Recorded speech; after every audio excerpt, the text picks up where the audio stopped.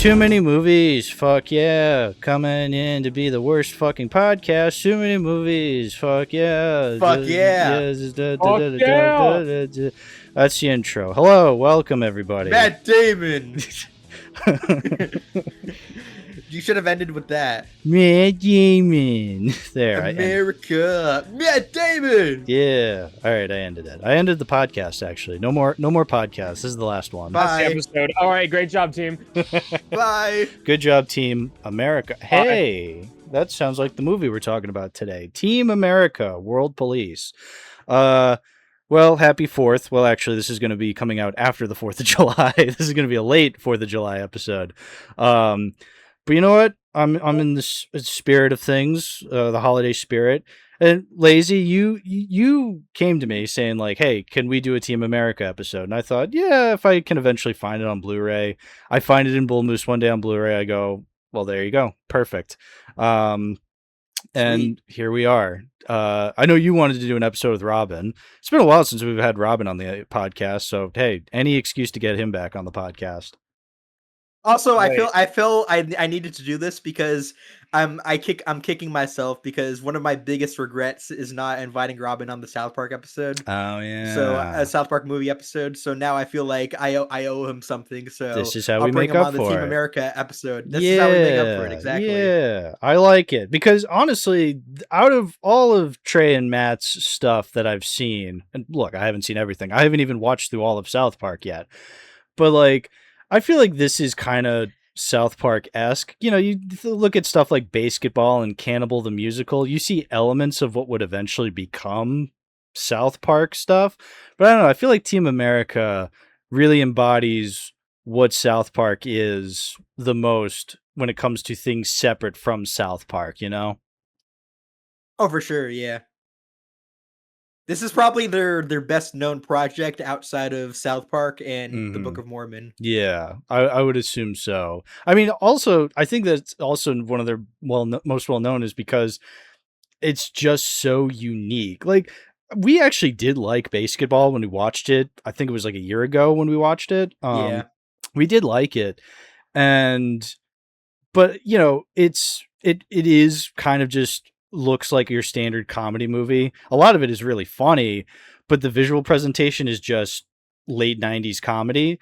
Whereas you look at something like Team America, and I mean, anybody who has seen it knows right off the bat, you know, oh, this movie's just all puppets. It's like just marionette puppets at that. Not just, you know, you stick your hand up the puppet's ass and like make it move around. No, strings and all that shit. Like that's the level of puppetry we're working with here. Oh yeah, for sure.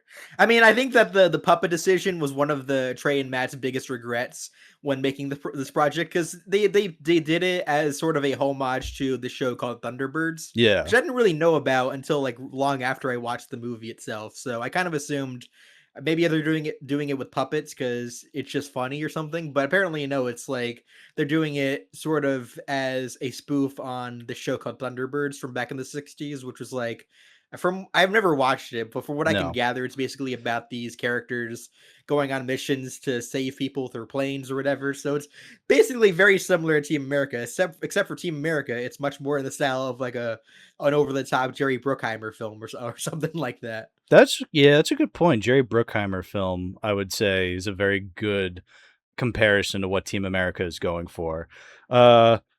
Robyn, why don't you say some things about Team America? What'd you think of the movie? I liked when Homer went on that Odyssey. Wait a minute, Team America? Wait, I thought we were covering the Odyssey. It's Odyssey month. It took you this long to realize we're not talking about the Odyssey? No, it took you this long to realize I've been having you on the podcast for so long that we haven't talked about a Nolan movie in like months. That's true. Well, there was Inception though. Yeah, but that was months ago, actually. Now that I think about it, fuck. That was like fucking February, dude. Yeah. We're in July now. That's true, man. Oh. Also, wait a minute, my bad, gang. It's not even out yet. Whoops. That's true. Yeah, Yeah. I think it would have been awesome if we combined this with the Odyssey, but they chose not to release the Odyssey around July 4th. Nolan, you hack. So ruining my podcast plans. I can't stand that motherfucker. That's true. That actually would have been really epic. We Yeah. talk about the Odyssey and Team America because they both have Matt Damon in it. They That both actually have would Matt Damon in it. Yeah. fuck, That it's actually, so damn true. it, we It's should have so done that. Now true. that I think about Oh. You know what? Nah, We can It's fine. we can pretend that we've seen the Odyssey. Okay, I'm gonna stop recording. I'm gonna let you guys in on a little Oh secret. my god. So guys, okay, I've stopped recording now. So now the audience doesn't know what we're saying right now. Let's pretend that we've watched the Odyssey. Let's pretend that we've seen it. So we'll just make shit up and be like, "Hey, we got an early screening of it." Wink, wink. And then we'll just Yeah. make up shit and we'll say that's what happened in the Odyssey. Yeah. I really liked when Matt Damon said Matt Damon in the Odyssey like 169 times. It was Exactly. very poignant cinema, Nolan. All right, hold on. Let me start recording again and record. Okay, look, I didn't stop recording just now, everybody. Haha. Anyway, so guys, we did see the Odyssey before we get to Team America. Or I guess we can intersperse our thoughts of the Odyssey throughout our discussion of Team America because they're very similar movies. Oh yeah, they're basically the same movie. It's exactly the insane same. Yeah. How much Nolan stole from Team America with the Odyssey though. Yeah, I really, it took me 20 minutes into the movie to figure that out, but once I noticed that every line of dialogue Matt Damon says was Matt Damon, I realized, okay, I see what they're going for here. But Robyn, what did you think of Team America: The Odyssey Police? I liked when fucking Tom Holland. I like when Tom Holland's character gained the ability of spider powers and stuff like that, and just fuck shit up. Yeah, I remember that scene. I also really liked when Tom Holland got decapitated because I hate fucking Tom Holland. Why the wait? What the fuck? What is your get against Tom Holland? Yeah. Oh wait, no, hold on, man. That's kind of like that sounded actually genuine. Why do you hate Tom Holland? I'm actually curious. No, I was talking about in the movie. Oh, that in the was a cool movie. scene in the movie. Oh, okay. We hated Tom Holland in the movie. You know what? I agree. I really didn't appreciate how he said the N-word like 6 or 7 times throughout the Odyssey. So I thought, you know, God's sake. I like this Tom Holland kid, but man, I don't like his character. That's a really good actor, you got to admit. I also really hated when he spoiled the entire plot of the Odyssey and Team America before we did this episode. Very Exactly. cool. Well, that's why, you know, Tom Holland's #1 op for the podcast. It goes Tom Holland, Drake, because Drake caused the Patriots to lose in the Super Bowl. Who's our third op? I feel like we hate another person. Oppenheimer?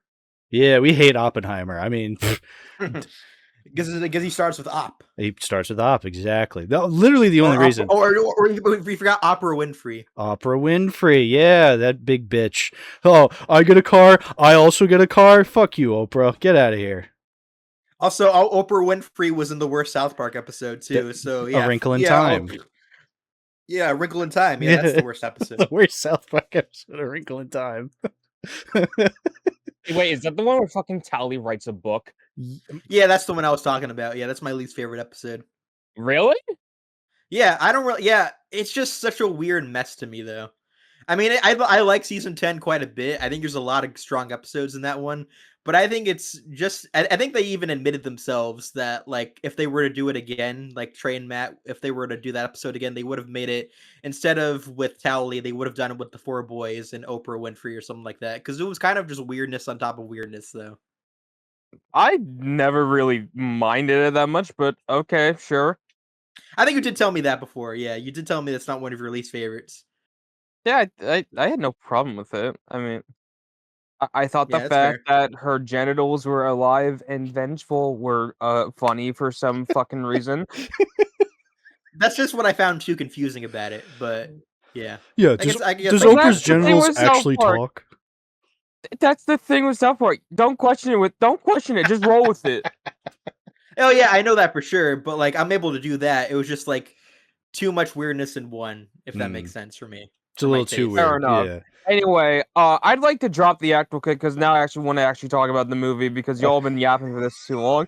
Anyway, so here's the thing. I think at the time when Lazy and Hal did the South Park episode, I don't think well, I mean, me and Lazy we were friends, like we're in the Wheel Night server and all that, but we didn't get like real close until like I want to say when we both kept talking about South Park a lot. We because I want to say the past year or so, I think I just got tired of watching Adult Swim a lot at night, and then I kind of just switched to different channels like Comedy Central. I'll probably just see reruns of like Family Guy for the most part, but then late at night, uh, I'm staying up all night just to watch fucking South Park because they'll play that pretty much all night, late night, on Comedy Central, and then I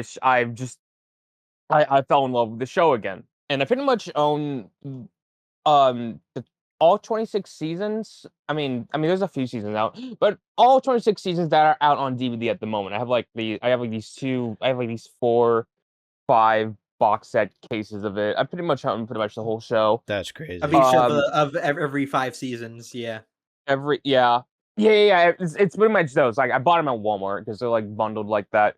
Oh yeah, there's that. I still need to buy some of the specials. I still haven't seen the specials.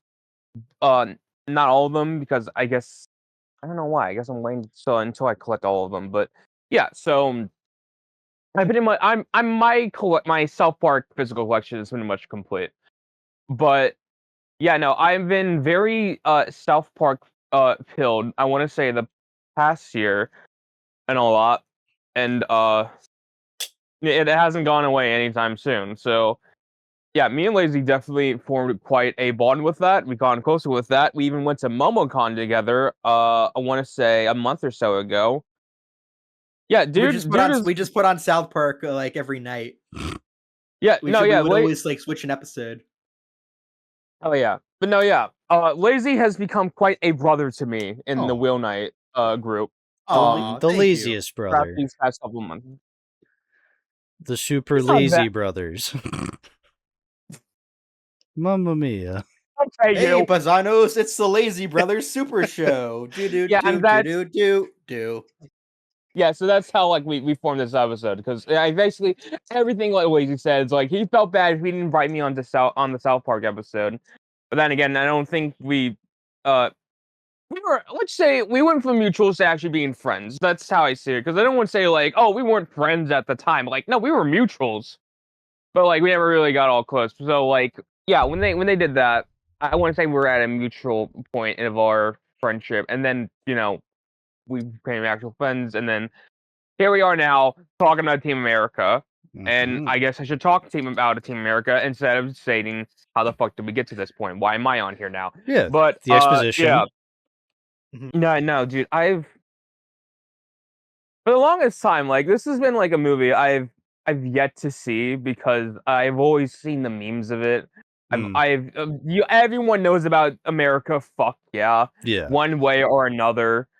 You've either heard the song in memes and shit, probably not from the movie, but if you see the movie, you're in for a treat. If you are a diehard Trey and Matt fan, yeah, you definitely need to see this. It's basically what Hal said. Very South Park-ish. You can see some elements of that also plays a part in the show. Like the montage song, like that's actually that's basically a rendition of a song from the episode Aspen. Yeah, it originally started from Aspen, but I thought Team America did that first. But actually, now when I hear the two, when I hear the song in Aspen, it sounds like a demo like version of it, and then like in the version of Team America, it feels like a finalized version of that song. It feels like they perfected it, yeah. In a way, yeah. So yeah, you can tell like the way they do the voice and shit in this movie. Definitely just how they make the characters sound in South Park.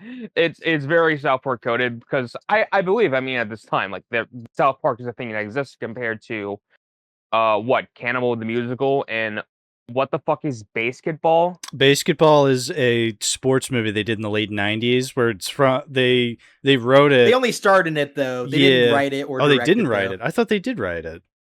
No, I Interesting. don't think they didn't write it. Yeah, because So it's they got had like they the had airplane they director. created they yeah, that's pretty much it. Is they signed on to it with the airplane director. They didn't contribute anything creatively to it besides just acting it though. Interesting. Because I would have sworn their long ass wieners in the locker room scene like that sounds Yeah. like something they would have come up with.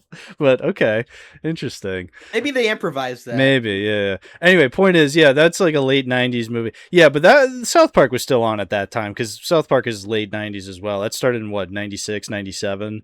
97. Yeah, and then Oh, Team wow. 6 and 7. Yeah, 96 and 7.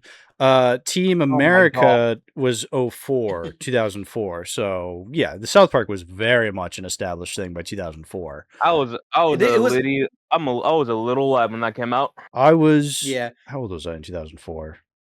Like 72? 6. Yeah, 6 or I actually probably was 6 or 7 in 2004.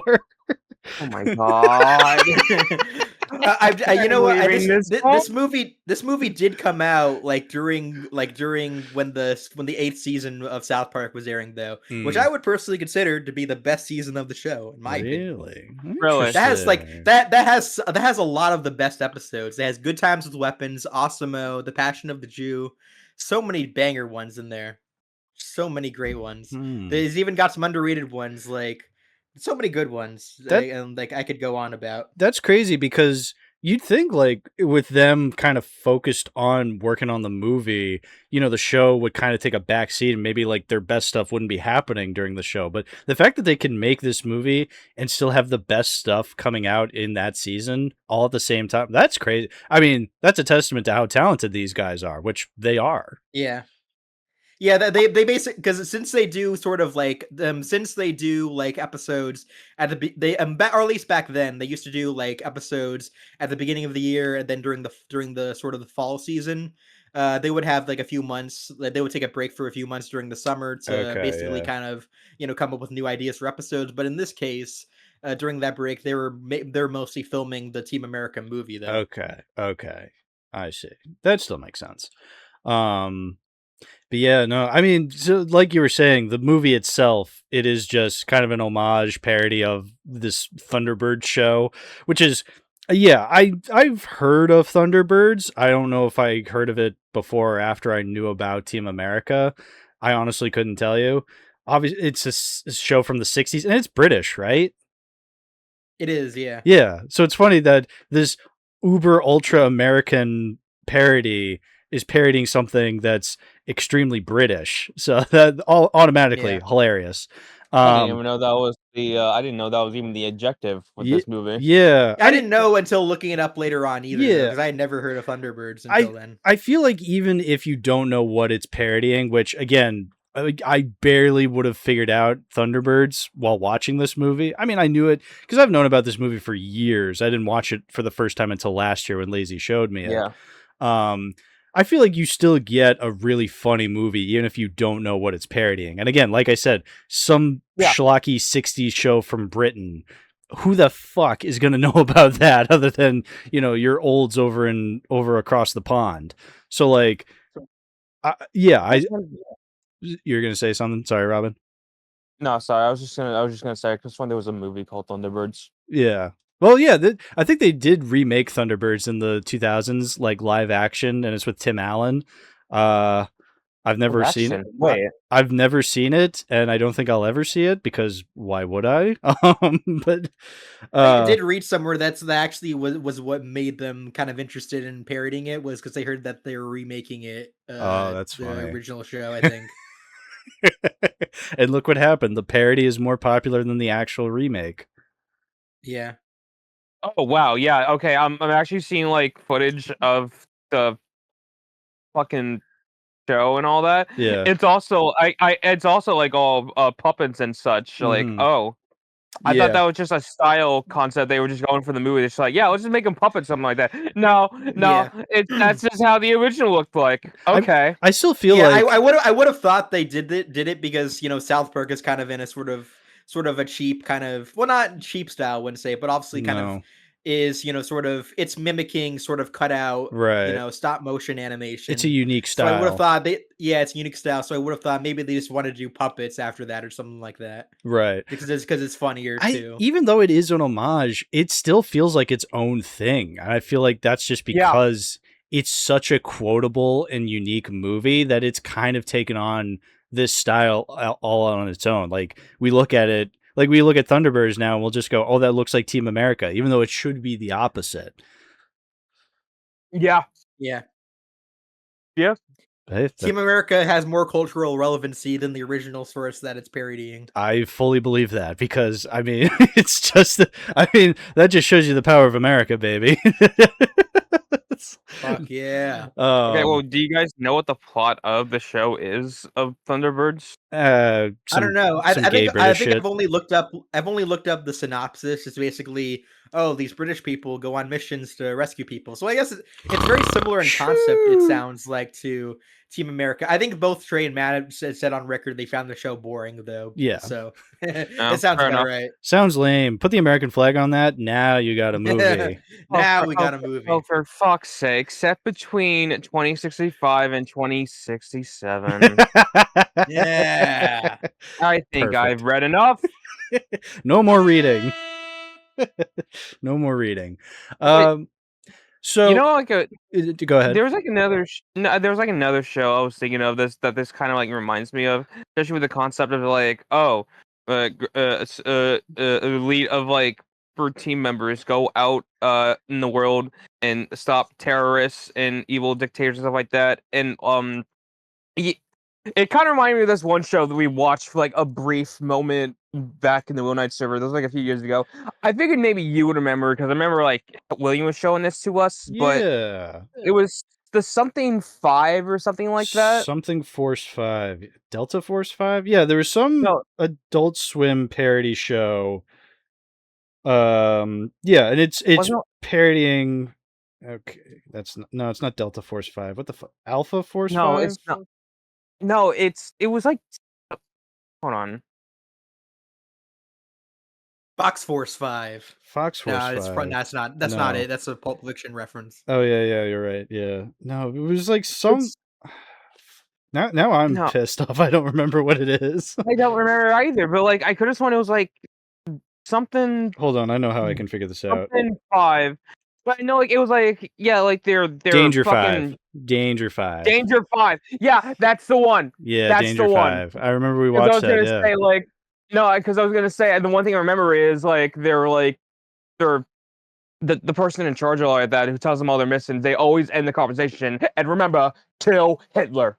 Yeah. Well, that's how I figured out what show it was, because I just looked up Agent Hitler FBI, because that's where that comes from, is that Agent Hitler FBI gif.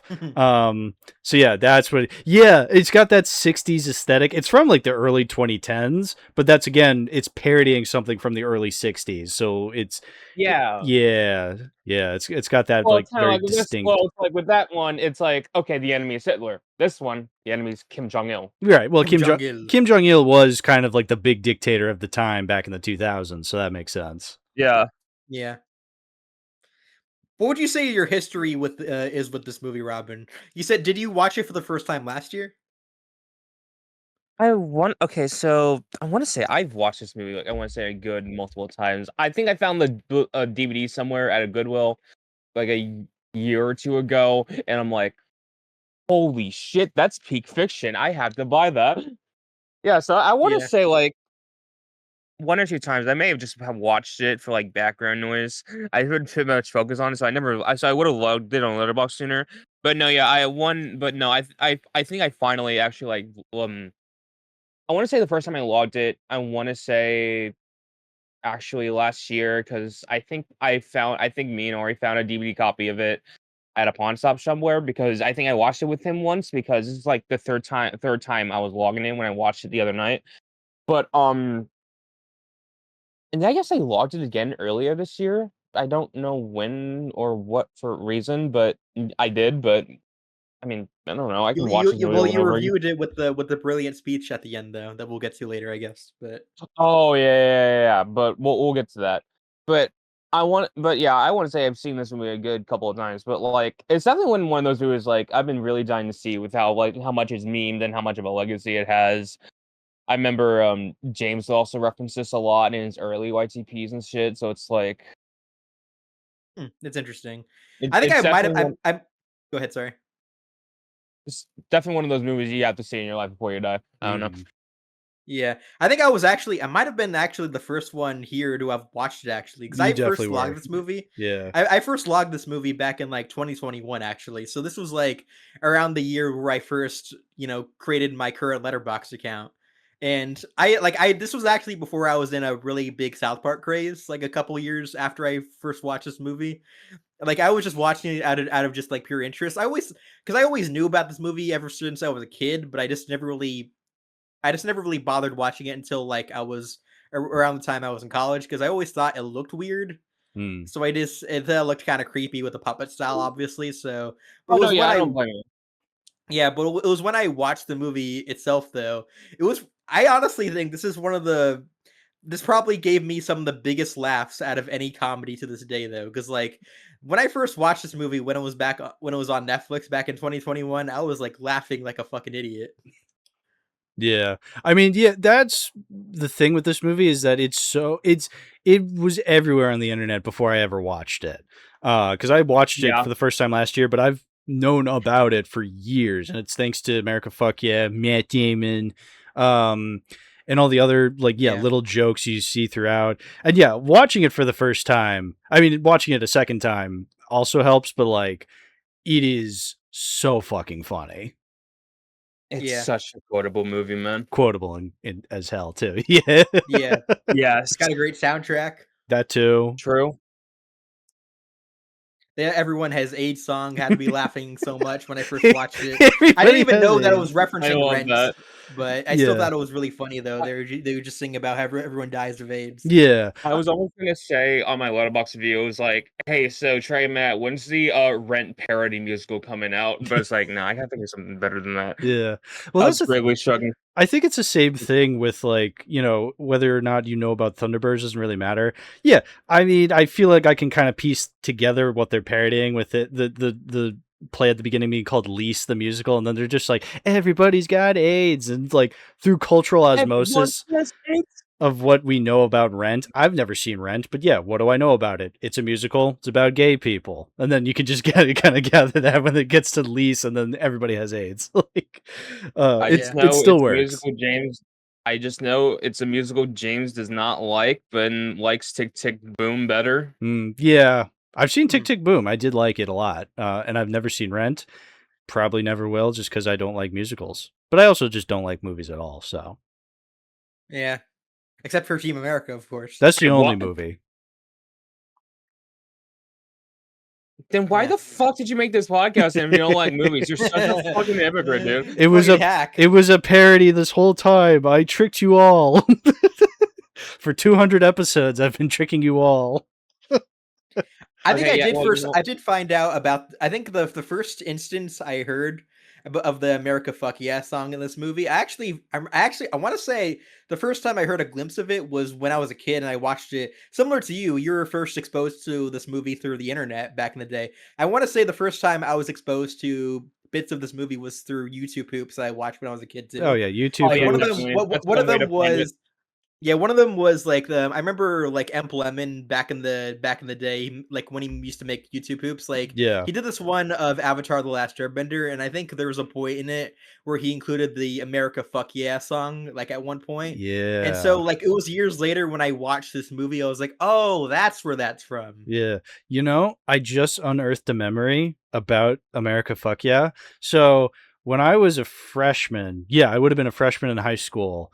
Uh, because I was in the marching band, I had to perform the graduation march every year at graduation, except for when I was a senior, because that's when I was marching. Into, I got my fucking diploma, dude. But like, so for freshman year, we were in the band, and that was my first time we were playing the graduation speech, and we were playing the graduation march, and my friend next to me was like talking about watching Team America, I guess. Or for some reason we started talking about America Fuck Yeah. And he started like talking about how like funny of a song it was. And at one point I had just gone like, America, fuck yeah. And he was just like, dude, shut up. They have us mic'd right now. And I'm like, oh, right. Because we were performing on the at the football stadium. And like, you know, in order for the audience to hear the band, like we could play as loud as we want. They had to mic us up. So have microphones nearby. So people probably heard me say America fuck yeah while we were Oh, that's awesome, actually. performing. Fumbling. Yeah, fumbling. Literally. So yeah. You said you're as a big fan of the Dark Crystal and puppet movies like the Muppets. You'd say that you said I remember when you first when I first showed this to you, you said that you really liked the puppetry here though. The puppetry in this movie. Yeah, so that's Yeah. something I found interesting when it comes to movies that are entirely just made with puppets. Obviously, this one, The Dark Crystal, is another huge one, and that's it. I mean, okay, Meet the Feebles, if we want to. Yeah, Meet the Feebles counts. Oh yeah, But like, Yeah, I looked I've at. been meaning to watch that. good movie. God, is a really good movie. Hey, Bosch, another left-wing reporter.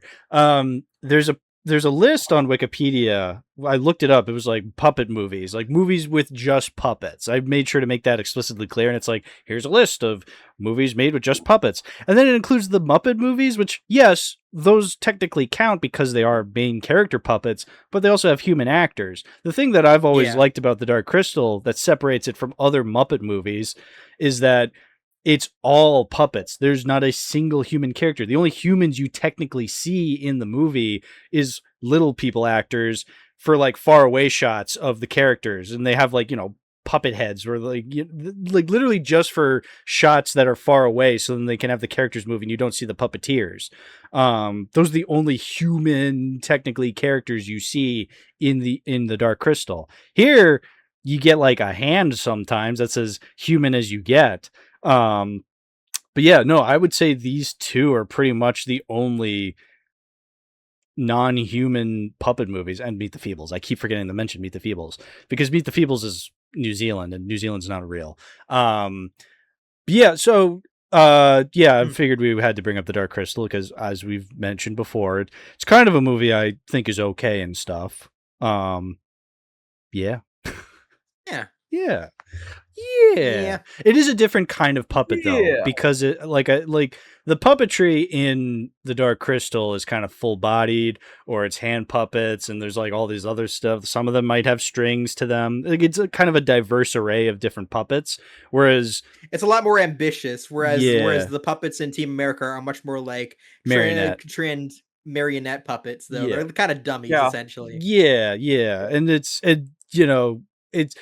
kind of the joke is that they're all puppets, whereas The Dark Crystal, it's trying to trick you into believing these are real creatures, and it does a stellar job at that. Whereas here it's like you're supposed to see the strings, you're supposed to see the models as models, like that's part of the joke and the charm of it. And yeah, that leads to some really funny moments, especially when they're fighting and stuff like that. Like the very beginning opening scene. Oh, I really liked I really liked when the movie first opened and it shows like these little puppets, like these very small puppets that are being controlled by this other, that you basically the camera zooms out and reveals that those little puppets are being controlled by this other puppet, which is like really funny. Yeah, puppetception, exactly. And then like later on, like the way they're able to kind of humorously implement the very puppet like nature of the various dummies or whatever, like how they're able to like fight each other. They just look like they're fighting like puppets. Yeah, they're just like wailing their arms around. Wailing their arms around. And even like later on, after Spotswood like meets Gary for the first time, he's like goes into his room and says, now follow me, and then he just like starts moving his legs around and walking out of the room like an actual puppet though. Yeah, I love the way they walk. It's just like they're not even trying. Yeah, or like when there's the ever famous sex scene where it's like just obvious that like they're just naked. They don't have any genitals. I need to talk about that was awesome. Scene. Yeah, I need to talk about the sex scene for some reason. Oh, please. So, believe it or not, I think when I watched this movie with Ari, I think the DVD or something like that. Did we watch it or did we watch it on digital? But no, like I think what happens, like me and Ari found like a DVD copy of it at a pawn shop of this new of Team America and all that. I think it's a different copy of the one I own here back at home.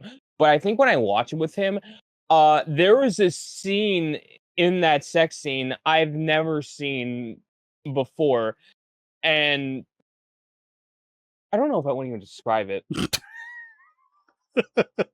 It's too graphic. I know that puppet sex scene was actually what almost led the movie to getting an NC-17 rating. Actually, that's funny. Well, here's the thing. Yeah, I know that similar to how like Trey and Matt were fighting the MPAA on stuff like Orgasmo and South Park the movie. They kept having to fight them on this movie as well. Actually, the scene I'm talking about is when they were shitting on each other. Shitting on each other. Yeah. I'm not familiar with that one.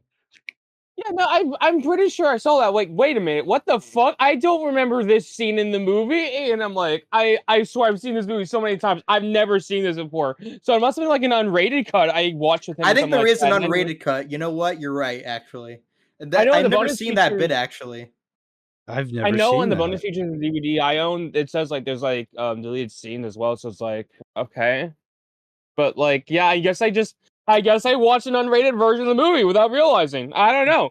That's so funny. I'm gonna have to look this up after the fact. Yeah, because like, damn, this sounds crazy. Because I knew, like, you know, the vomit scene is pretty gross.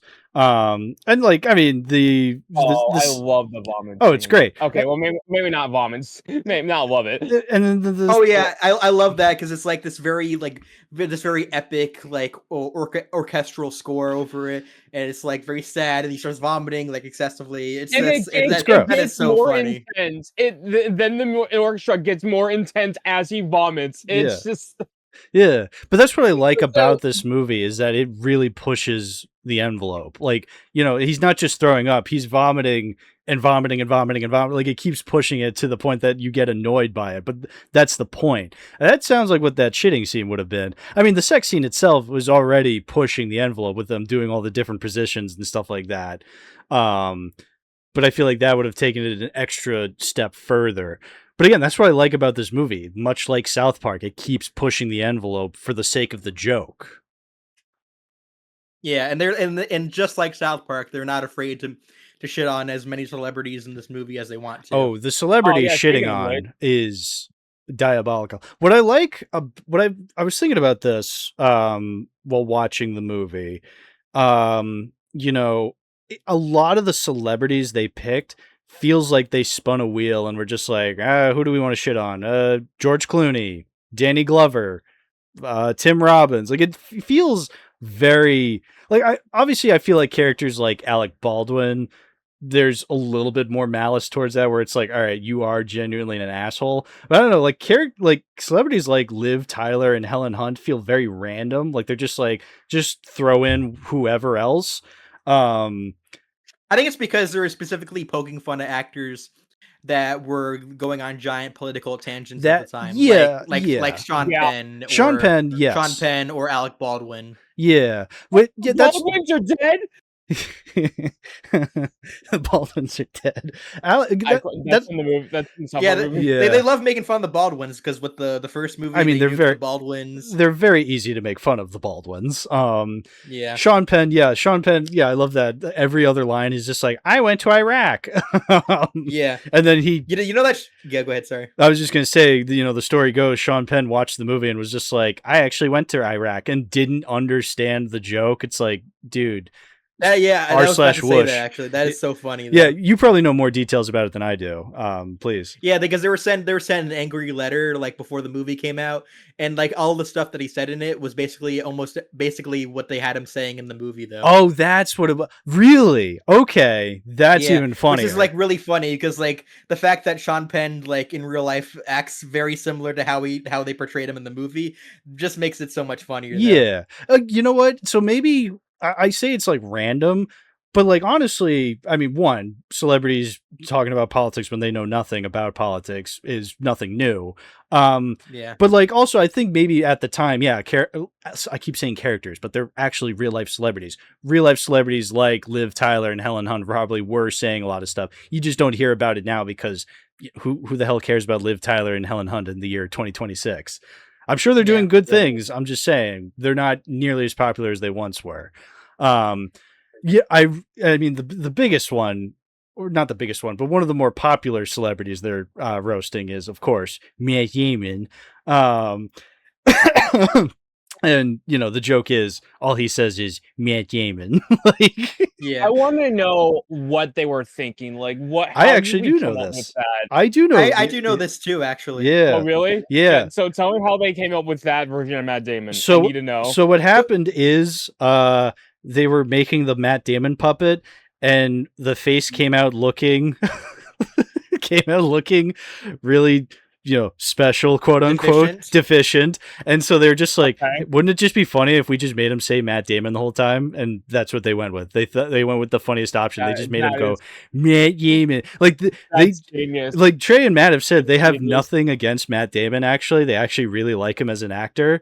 Oh yeah, they that's good. just wanted to make him say Matt Damon the whole time, just like in this really funny voice. And then because that's how the puppet came out. Yeah, and then Matt Damon has seen the movie and thinks it's funny. And it's funny because he had it. There is an interview with him where he's just like, "Oh, I guess that's just how they see me." Like that's like he's willing to like laugh at it and see it's funny, but it is funny that like no, there is no intent behind him going Matt Damon. Like it just that just so happens to how it came out of the oven when they were baking the latex skin to put on the puppet. Like they have no ill will towards Matt Damon, but Matt Damon's like, oh, I guess that's just how people see me, I guess. Yeah, so it's always nice to know. It's nice to know when there are celebrities out there that see what Trey and Matt do when they make fun of them, and they don't take it too hardly. Yeah, especially with like the Lord stuff, because like there's in the later seasons of South Park, there was like a few episodes where Randy Marsh like masquerades as Lord. Yeah, Randy personifies himself as Lord. He's like Lord in that universe. That's and funny. He goes, yeah, I am Lord. Yeah. I was obsessed with that bit for a moment. But like, yeah, I think in an interview, Lord herself actually quoted that exact line. So it's that's why you're knowing. Oh, okay, so she's seen these episodes where Randy does that, and she is not opposed to it. That's funny. Yeah, so that's why we look fondly on actors like Matt Damon more than someone like Sean Penn and Alec Baldwin, who don't understand the joke and take these things personally. Actually, I don't know if Alec Baldwin or Barbara Streisand. Barbara Streisand especially. Fuck that bitch. Yeah. Actually, I don't know if what does Alec Baldwin do? Does Alec Baldwin think? What does he think about this movie? Unless he doesn't. I think I did read somewhere that he was that he did like that he was happy with the fact that he was parodied, and he would be mad if he wasn't though, or something. Okay, or maybe I'm getting that that's confused fair. with George Clooney. George Clooney. Yeah. Alec Baldwin is kind of an asshole. No, George. But, like, no, I he's don't know. I will say he's always entertaining to watch on screen. I will say 100%. I love watching Alec Baldwin and things. Like he is a funny actor to see in movies, even though he is a gigantic douchebag. But that's why. Yeah. That's what makes him funny. That's what makes the situation of him shooting that woman very tragic, but also a little funny when you think about it. It's like, out of all celebrities, this asshole had to do it. Like, it is very tragic though. It's like there's also like that moment in the movie itself when Gary is like on stage trying to make that huge monologue to inspire the Film Actors Guild, whatever the acronym for that is. Yeah, but he's trying to have a huge speech to inspire them to turn against Kim Jong-il, but he's like, I can't go up against Alec Baldwin. He's the best actor there is. But I mean, I guess I always liked Alec Baldwin as an actor. I don't know if I'd go as far as he's like one of the best though. But I get it's kind of like supposed to be part of the whole bit though. Yeah, Alec Baldwin, the greatest. How's he gonna go up against Alec Baldwin? I'm sorry, off topic real quick, but how said a certain word and this exact song came to mind. Here he is, the biggest douche of the universe. You're going douche. Yeah. Oh, Alec, never change. God damn it, I'm special. Maybe he should. But no, change. so speaking of that speech, that's one of the reviews on my Letterboxd because that whole fucking speech Incredible. it's Yeah. incredible. Insert the gif of the dude writing with fire on a fucking burning desk or some shit like that. It's literally that. It's so fire fire. writing. It's so fire. Insert that image of Tony Stark going, why is the writing good? Yeah. That's an It actually is kind of it is somewhat insightful in a way, despite how crass it is. It is crass, but Yeah. I think it is insightful. Yeah, literally, like there's dicks, pussies, and assholes in this world. Pussies and assholes. Yeah. Yeah, I think that's a very fair assessment of this world in a very crass way, but that doesn't make it any less true. Yeah, we're dicks. We're arrogant, stupid dicks. and the Film Actors Guild are pussies. And Kim Jong-il is an asshole. It's an asshole. Pussies Beautiful. don't like dicks, but dicks also fuck assholes. You had me a dick fucks Assholes who just want to shit on everything. So if you don't let us fuck this asshole, we're gonna have our dicks and our pussies all covered in shit. Beautiful. And then it gets a standing ovation. Yeah, all the world leaders are clapping for it. Give these people an Oscar, damn it. Yeah. Yeah. So funny. Oh yeah, so I guess I guess in a way for those who haven't seen it, in a way, so Team America is they're supposed to be these group of good guys from America going out in the world. They're the world police, and their objective is, stop terrorists of doing bad things and all that. But the thing is, instead of them getting rewarded and all that, they're like, oh, stop these terrorists. They're actually hated by everyone because their actions are too reckless, where they damage shit and blow up stuff and cause more damage than actual terrorists would do. They blow and up I Paris. think they're terrible at their jobs, which is really they're funny. terrible at their jobs. And I think when I was watching this, it kind of made me realize, oh, I want to say this is like a parody on action movies when when there's big battles and stuff going on in the cities and stuff like that, where they do cause collateral damage. Yeah. And so when they saw the bad guys and all that, they all think, oh, well, all's well that ends well, right? It's like, no, you cause a lot of fucking damage everywhere. What the you failed to stop what they're doing and all that shit. Why are you police officers? I blew up Malaysia. Yeah, it kind of reminds me of Man of Steel a little bit about how much Superman fucking how much collateral damage he causes throughout the city. Except in that it's played entirely straight, whereas in this movie it's obviously part of the joke. Yeah, exactly. Yeah, totally. Imagine maybe in the first Avengers movie when Loki invades New York and all that.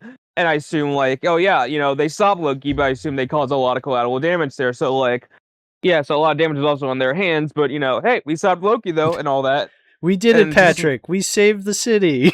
We did it. It's really just that with most movies and all that. And hell, Michael Bay films, like Transformers, I'm sure they destroyed a lot of stuff with those robots and shit fighting in areas. Hold on. We came from outer space to step on church stuff.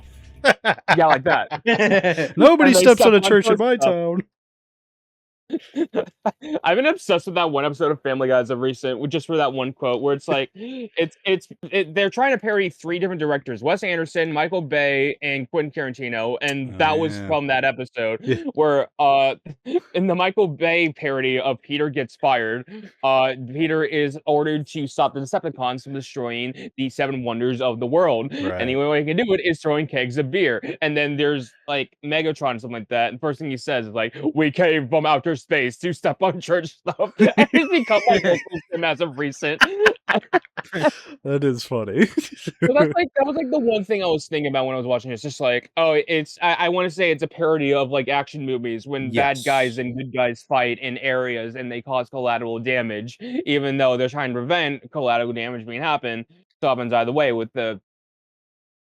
Yeah, I love the way they destroy the the giant. I love how the way after one of the members of Team America says, "Oh, we did it. We kill all the terrorists," and everyone just looks around them to all all the destroyed buildings and the Eiffel Tower. Everyone has the shocked faces on. Yeah, I forget which one does it, but they shoot like a missile launcher at one of the terrorists, and like it blows up the Eiffel Tower, and it falls over. And then after it falls over, that's when there's like, "Damn, I missed." Damn, I missed him. Yeah. By the way, Robyn, I think you'll find this interesting about the opening. Want to know who voices that kid in the opening? Like the one with like the kid who tells his mom about the terrorists. That's like Jean-Francois in their premises. The kid there. You know who voices him? Vermont Chapman. Oh no, like the kid. I think I want to say he's voiced by Jeremy Shada, who's the voice of Finn from Adventure Time. Yeah. What the fuck?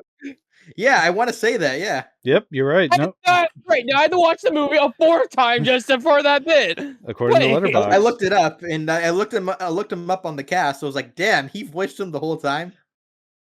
We gotta get Jean-Francois. He voiced him. That's it. This is before he was Finn in Adventure Time too, which is like wait, insane. Yeah, that's crazy.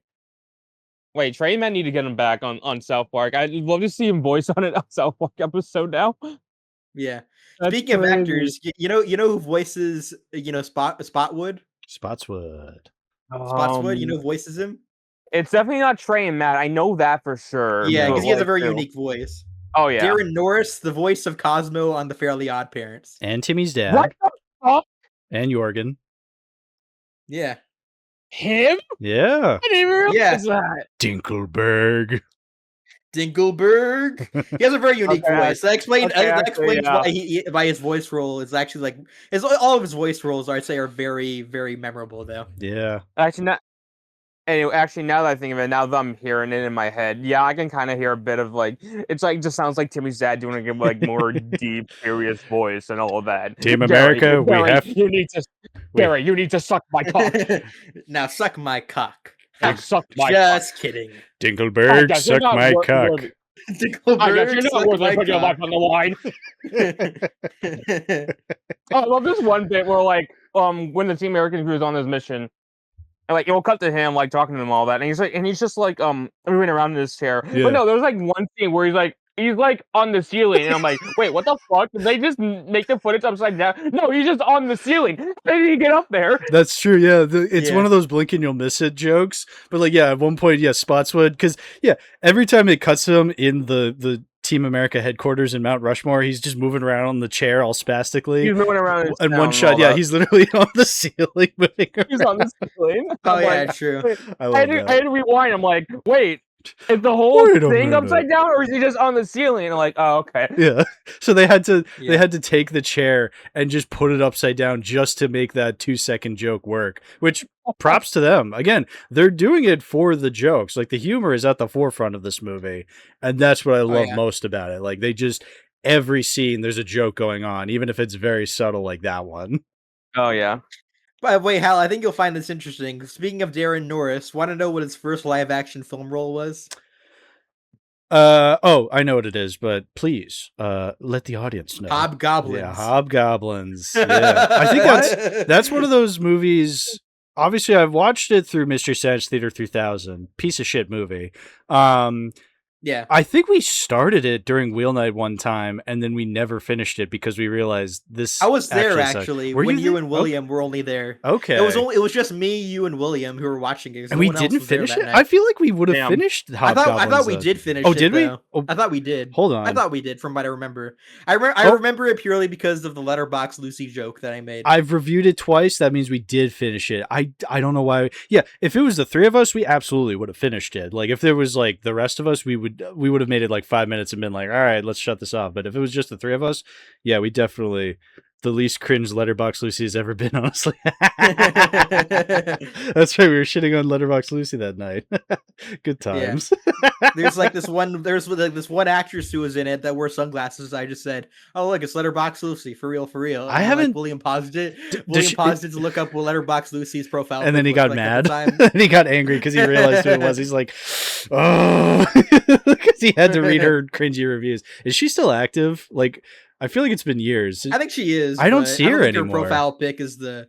Maybe, well, I don't really follow. Maybe her, that's so. why, because it's no longer the fucking shit-eating grin Brie Larson pic. It's like something else, probably. Yeah, because I feel like there's a smiley. It's like I think it's her profile pic now is like the picture of like. What's that movie called? Smiley Face or something? It's something like that. Yeah, Anna Faris is in it. I've never seen it. Yeah, but like that's what her profile there's pic some is now. Yeah, because there's some accounts like you see them with the same profile picture for years, and then you just grow tired of seeing them, and then one day you just stop seeing them. I feel like there was like 7 or 8 different like Margot Robbie, Harley Quinn profile pictures that would just keep popping up every movie I would log, and it really pissed me off. And now I don't see that profile picture at all anymore. So it's like, I guess people have either grown up or moved on. Wait, what's this Letterboxd user we're talking about? Lucy. She's one of those popular ones that like just says something smug and corny, like makes like a 2-sentence review about something, and then is just like like how she Okay. said that Lawrence of Arabia, she should have just watched Charlie's Angels Full Throttle. That's a twice. hood classic. Priorities. That's a hood classic. Which honestly, if that's what she thinks, what the fuck ever. I don't even give a shit about that. But it is kind of cringy. But that's like every. You should have made fun of Letterboxd Lucy in Team America. Well, she wasn't a thing by then. She was like what, 2? Yeah. Because they're all Team America 2. Make fun of Letterboxd Lucy this time. I mean, that's the thing. These are all like what, teenagers and people in their 20s who act like teenagers, which is also sad. I think I said this in my recent Letterboxd review, but like when I was watching this whole movie, I was thinking to myself, man, I have a really good idea for a sequel to Team America, but I don't think this generation will ever be ready for it. What's that? And I think the thing is, I don't think there could ever be a Team America 2 in this generation with how different it is, or maybe, I don't know. No one's training Mac. They can get away with anything. No, I can imagine them doing a Team America movie, joking on many couple of things. The Israel-Palestine war. Mm-hmm. Instead of Kim Jong-il, it could either be Ben Netanyahu or Donald BB. Trump. Yep. BB or DT. Although they already make fun of Donald Trump a lot in South Park itself. Yeah. So. A new era of film actors guilds where they're either Zionists or there's an or members of the or people that are on Epstein's Island. Yeah, that's true. That either or. I feel like that's kind of one and the same. True, but like I can imagine, like, oh yeah, a new film actors guilds where they're all fucking Zionists and shit. Yeah, and also people that are on his island. Yeah. Well, I was gonna say, like, you said like people in Hollywood who are Zionists, and I was gonna be like, there's an or. I thought everybody in Hollywood was a Zionist.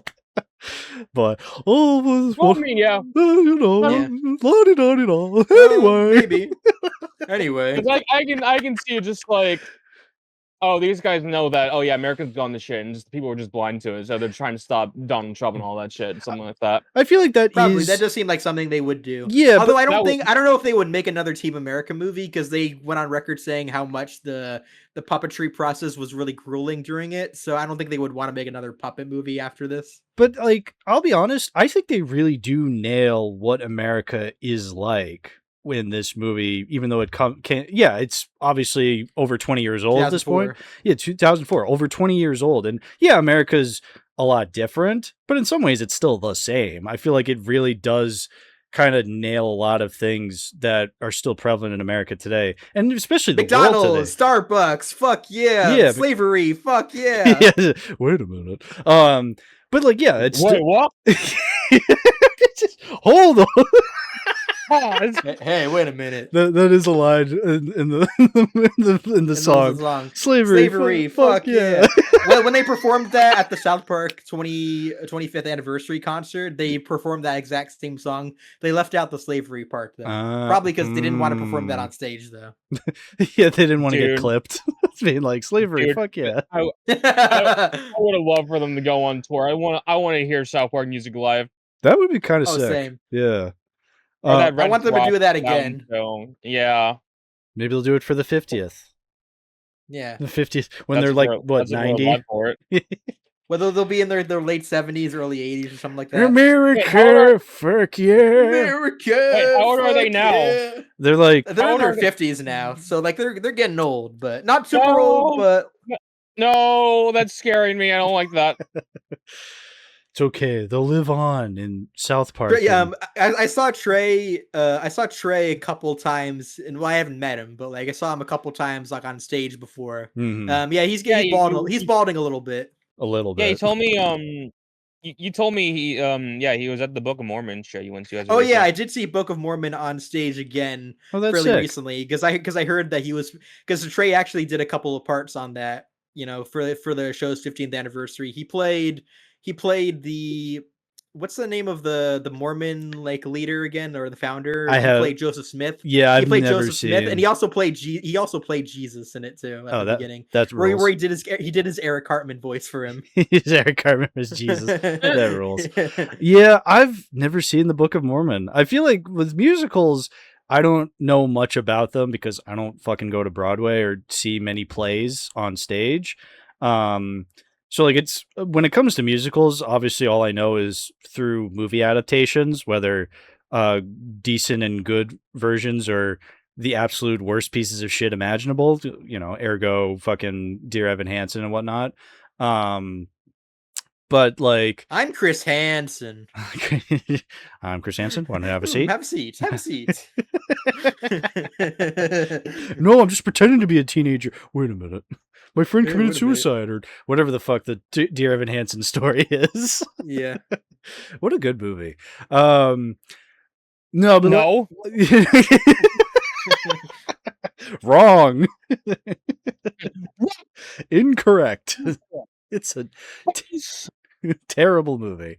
It was a terrible movie. Yeah. I've never seen it. Dear Evan Hansen? I will never see it. Oh yeah, no, I watched it just so then I could be like, well, I know James made a lot of references to it in his YouTube poop, so I thought, might as well watch the movie, even though I hear it's terrible. And that was also in 2021 where I'm just like, let me watch as many movies as I can. And then guess what? 2021 turned out to be one of the worst years for movies ever, and I hate it. So yeah. I still have my favorites, but it's not a good year for movies, especially when it has Dear Evan Hansen. I think when I made my 2021 video. And Cruella. Cruella's pretty bad. And Free Guy. Ooh, just keep them coming, dude. How many? how much lower can we get than Cruella and Free Guy? And Space Jam 2. Ooh, bad. That's bad. Yeah, one of my favorite parts of the post-COVID specials of South Park is when they kept ripping on Space Jam 2. It was like this very bitter, like terrible event because like the COVID like changed the world forever, and like now everyone's miserable, and they're like, and worst of all, Space Jam 2 happened. Which, fair enough. Space Jam 2 was pretty bad. Yeah. I mean, I can watch Space Jam 2 any day of the week than those other movies you talked about. That's you know what? Yeah, out of it. If I had to choose between movies like Cruella and Free Guy and Space Jam 2, I'll take Space Jam 2 100 times. Like, yeah, at least LeBron is hilarious in how bad he is, even though he is fucking horrendous in that movie. We got Don Cheadle. Don Cheadle's good. Not in the movie, but he's a good actor. I do like Don Cheadle. I know, but it a good actor in the movie, yeah. And I want to see a good actor. Well, do you remember that Zendaya voiced Lola Bunny in it? I sure do. You couldn't probably tell if I didn't tell you that. Remember Michael B. Jordan? Because they're like, hey, we got Michael Jordan in the movie. Oh, it's Michael B. Jordan. Isn't that funny? That's a good joke. That's a good joke. Because he's a good actor. Where my Animaniacs? It was like one of the less painful jokes, I would say. Yeah, even though Sylvester's racist. Actually, that is funny. Wait a minute.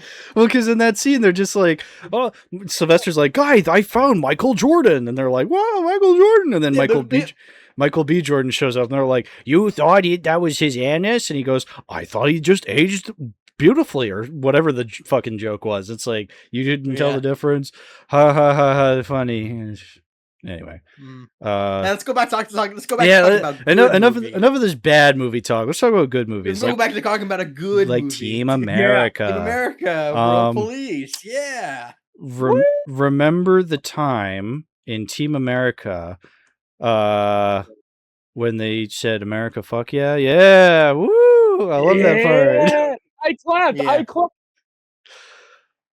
This movie has a lot of great songs, honestly. Like I love the Pearl Harbor Suck song. Ooh, Like when that let's talk about that. when I first watched this movie, I was laughing so hard at that bit, and I hadn't even seen Pearl Harbor ever at the time. I think that I think the reason why it was so funny to me, especially then, because after I first heard the first lyric of the song, "I miss you more than Michael Bay missed the mark when he made Pearl Harbor," I thought that was going to be the only Pearl Harbor reference throughout the whole song. When it was like this big song, it was like this bit that was like this really sad scene. Mhm. I thought that was going to be the only jab at Pearl Harbor during the song, but no, it turns out the entire song is just a giant jab at Pearl Harbor, which is very funny. Yeah, I've never watched Pearl Harbor. I probably never will. I did rewatch the Nostalgia Critic video on it because that's basically the extent of my knowledge of Pearl Harbor is the Nostalgia Critic video. Great video, by the way. So funny. Yeah. And one of Doug's biggest crash outs, which is honestly very much deserved if you've watched that movie. Like, ugh. Yeah. I'm the only person here who will have ever watched it. Yeah, no, big ups to you, dude, for sitting through all 3 hours. Like that's all 3 hours of Pearl Harbor. Yeah. That's oh man, I can't even imagine. Speaking of which, so like I want to say, I mean, as many times I've seen this movie, it wasn't until like on this rewatch, like I was actually like. I don't know why it took me until now to realize. Wait a minute, Michael Bay directed Pearl Harbor. Because like Michael Bay was responsible for Pearl Harbor. Technically, he's responsible for that. No, but like I guess when I went to like look on Wikipedia, I'm like, oh, he actually did direct this movie. I thought it was like Spielberg or some shit, not Michael Bay. Because like it was like an early 2000s film. Like he did shit in the early 2000s. I thought he didn't become big until like 2010 or some shit. No, he was definitely making movies back in like the 90s before Pearl Harbor. Bad Boys was his first. He made Bad Boys. He made The Rock, Armageddon. And then Transformers happened, and it's like, bam, big old explosion, stepping on church stuff. Stepping on church stuff, exactly. Yeah. Yeah. No, that's so I guess you know what's a really funny thing about Pearl Harbor in particular? Want to know who's also in it? That's also in Team America. Pearl Harbor, hilarious. Matt Damon. No, unfortunately, no, it's not Matt Damon. It's Alec Baldwin. That's right. Yeah, he plays the general or whatever. Yeah. Yeah, he plays a general in it or something. Yeah. No, it's not Matt Damon. It's his best friend Ben Affleck. Ironically enough. Yeah. So Ben Affleck. Yeah. I need you like Ben Affleck needs acting school. He was terrible in that film. Yeah. He was not very good in Pearl Harbor. No, he's. I mean, Ben Affleck is one of those actors. Look, I know I should be, gassing him up because he is from Boston, but like he's been in some movies where I just go, why was he ever famous? Like, have you ever seen Gigi? I think that's what, or Geely, that's what it was. The movie with him and J-Lo. Terrible fucking movie, and he's awful in that film. Yeah. But then you watch him in stuff like Good Will Hunting, and I'm sure he's been, and he has acted Gone good. Girl? I've never seen Gone Girl. I hear that's really good, and he's really good in that one. I actually don't even really mind him as Batman in the DC movies. Like, obviously, I do actually like him as Bruce Wayne. I like his performance in them. I feel like he fits I like him as like sort of an older Bruce Wayne. I just don't like when he kills people. That's it. That's really my only problem. No, I also hate most of everything else with those movies. But like, Ben Affleck as Batman, I never truly hated. So like, I don't hate the guy. I'm just saying sometimes you see him in a role and you're just like, ye gads, man, what are you doing? Like, he's such a douche. Yeah. Even though I like the movie itself, he was also really miscast in The Last Duel, I will say. I never saw that one. I think that's the second movie that he and Matt Damon wrote after Good Will Hunting. So. Oh wow, yeah, man, yeah. I mean, hey, Good Will Hunting, great fucking movie. Finally watched it this year. Yeah. Already talked about it on the episode. Great fucking movie. Good movie. Yeah. Like Team America, also a good movie. Yeah, also a good movie. But it doesn't have Ben Affleck in it, which early 2000s Ben Affleck was pretty bad. So I'm glad we didn't have him in this movie. Ben Affleck was in a deleted scene. There was like they did a sock puppet of They had a sock puppet that they called Ben Affleck in a deleted scene of this movie. That's so funny.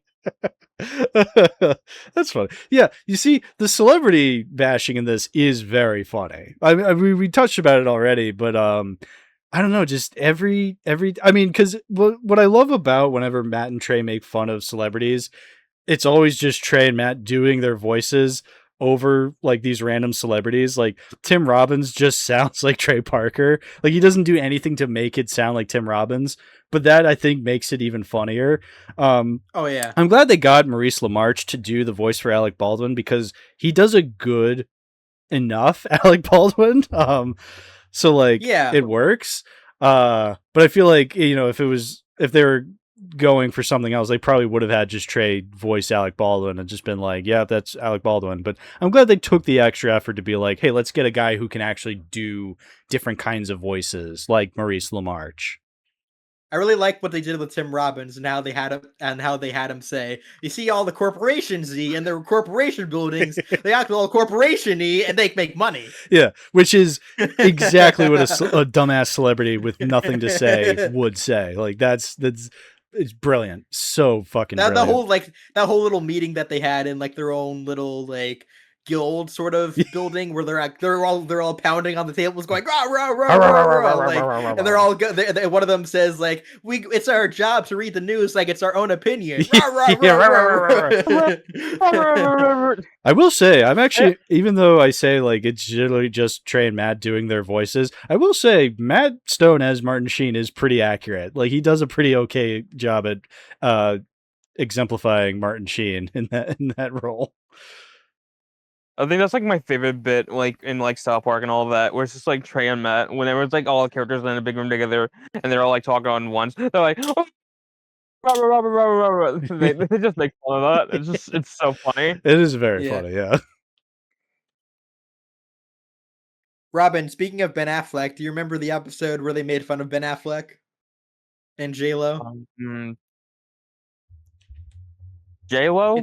Yeah, they made fun of Jennifer Lopez and Ben Affleck. It was at the time when they were dating. Oh yeah. The hand thing. The Cartman Connor. Cartman does like it forms his hand into a sort of an impersonation of Jennifer Yeah, Lopez. yeah. Where I remember that. Where he sings about how she loves to eat tacos and stuff like Yeah, that. yeah. It's like this very forgot it. egregious like stereotype of Jennifer Lopez. Oh, and Jennifer Lopez is like, I love the way like her voice, they just have her say, "I'm Puerto Rican," you know, it's great. I forgot for a moment though, like, oh yeah, I guess Ben Affleck was her partner at that time. But like, yeah, no, Yeah. yeah, And Ben love Affleck it. falls in love with Cartman's hand that's impersonating Jennifer Lopez instead of the real Yeah, Jennifer Lopez. That's a little fucked. Bro, That's awesome. that's a child. See, there's a lot of good South Park. Yeah. There is a lot of good South Park. But anyway, Team America. Let's talk about that again. Oh yeah. Fuck yeah. Remember the time when Team America? Yeah. What else do you guys got to say about Team America? There's a lot of good moments. Mm-hmm. What did you think of Gary's acting abilities when he was going into when he was trying to trick the terrorist into thinking he's an actual terrorist? So he just says Durka Durka Durka Durka. And then all the other other team members are like Judah, oh G-Love. Yeah, he says all the other actors are like, I never seen acting that good. They're just saying, yeah, they're just literally saying the most stereotypical like words you would hear from Arabian, like Arab like Arab stereotypes, yeah, Muhammad, jihad, like they're Durka Durka, like it is incredibly offensive. But that's what I love about it. Like they're just going that far. Yeah, and they disguise him. They literally just put him in brown face and tape like pubes to his face. And he's like, I'm a terrorist. And they're like, yep, you're a terrorist. It's like, they're going so far. Would that be considered blackface with how they made him look like that? 100%. It's 100% brown face. But I think that is the point. Is that they make him look as stereotypically offensive as possible, and the terrorists are still just like, you're one of us. It's so egregious. Also, we're talking about the America Fuck Yeah song. We didn't talk about the sadder version of it in this movie. Oh yeah. Oh yeah, America, fuck fuck yeah. yeah, dude. I Come remember in and save the motherfucking motherfucking day, day, yeah. America. Dude, I America, remember fuck yeah. that's so one thing I know about that one is like I remember when back when Chris was around. Mm-hmm. So I think one of the last things we did before his passing, we did a redub of Persona 4 Golden on his channel. But the thing is, we modded the entire fuck out of that whole game. We thought of we didn't we didn't just download a bunch of mods to put in the game. We made our own as well. Like we changed some textures and all that. We changed some sprites. We made it customly made to our liking, and we also changed the soundtrack. I want to say pretty much entirely. So I want to say whenever something sad or some shit happens or something like that, that song would play the sad version of America. Fuck yeah. It's just, that's where that's when I found out. It was oh, there's a sad Okay. version of this. Yeah. I think I But remember yeah. that when we were modding that game, because I think I remember joining one time and Chris showed something where you have a character walk up to a TV and some Markiplier FNAF gameplay just starts playing and it plays the whole thing every time you go up to it. I remember that. Yeah. Dude, that was one of the funnest things we did. Yeah. That sounds fun. I miss him. I wish we did that shit again. Well, what's your favorite character? Speaking of Robin, what's your favorite character of this movie? Oh man, there's a pretty good characters in this. Kim I Jong-il. love Kim I love Jong-il. I love what they did with Kim Jong Il. I love the. Do you have any idea how fucking busy I am? Yeah. Oh yeah, we haven't even talked about his lonely song. That should. Oh that yeah, should- I'm so ronery. I'm ronery. Again, Beautiful. pushing the envelope by just having the Asian character just replacing all the L's with R's. Hilarious. Yep. You could not Having do a that sad today. villain song. Although maybe if you could, maybe you could do it with Kim Jong Il. Oh, Trey and Matt could do it. Yeah, they could do it with that. They could do it with that character or that person. Kim but, Jong Un. even- Kim Jong Il try to do that with was Kim the old Jong-un. one. Il was leader back then. Yeah, But now it's Un. Now it's instead, Un. but- Yeah, yeah. They could do it with Kim Jong Un. They could do it with Il. They could have done it with Il back in the day too. It's just because he's too controversial not to say something negative about, I guess. Well, yeah, but that's why they would that's the thing is remember when The Interview was coming out and they were making fun of Kim Jong Un and there was this whole outcry where people were kind of afraid because Sony did get hacked around that time the movie was coming out and people got scared that movie was gonna cause World War III because it made fun of Kim Jong Un when it's okay, Team America made fun of Kim Jong Il 10 years before and nothing happened. Yeah. You know what? That's probably what happened is that there was some hacking that was happening at Sony, which the hacking caused The Interview to get dumped on Netflix. It also kind of sort of it kind of quietly canceled the Amazing Spider-Man movies. Yeah. Oh, I'm just remembering all this. I remember that. That was a big event. That was a big event. Yeah. But people were afraid. It's also, I think I think there was a bunch of stuff that was also revealed from that leak. At one point, I think that Sony had partnered with Nintendo to make an animated Mario movie. And this was before an actual animated Mario movie actually came out years later. Crazy. I think that's also, in that same hack, I think that it was also revealed that they were in talks with Phil Lord and Chris Miller to make an animated Spider-Man movie, which would eventually become the Spider-Verse films. Oh, imagine if that happened. Crazy. Yeah, crazy time. Crazy time. And even then, The Interview wasn't actually even that notable of a film, though. Yeah, no, I've never heard anybody talk about it in great lengths as much as people talk about Team America. I think that movie came out, people were just oh, this sucks because it's it's a James Franco and Seth Rogen comedy movie. one of Yeah. those have been funny. I watched it way back when. I've never seen it. I watched it a long time ago, but I don't remember a ton about it though. No, I figured not, because they're very hit or miss. Those guys. Look, they can be funny. Not anymore because James Franco isn't around anymore. That's true. James Cranko no longer cranking them out. Whoa! Time out. Is he dead? No, he's canceled. He's canceled because he did some bad things. Yeah, he was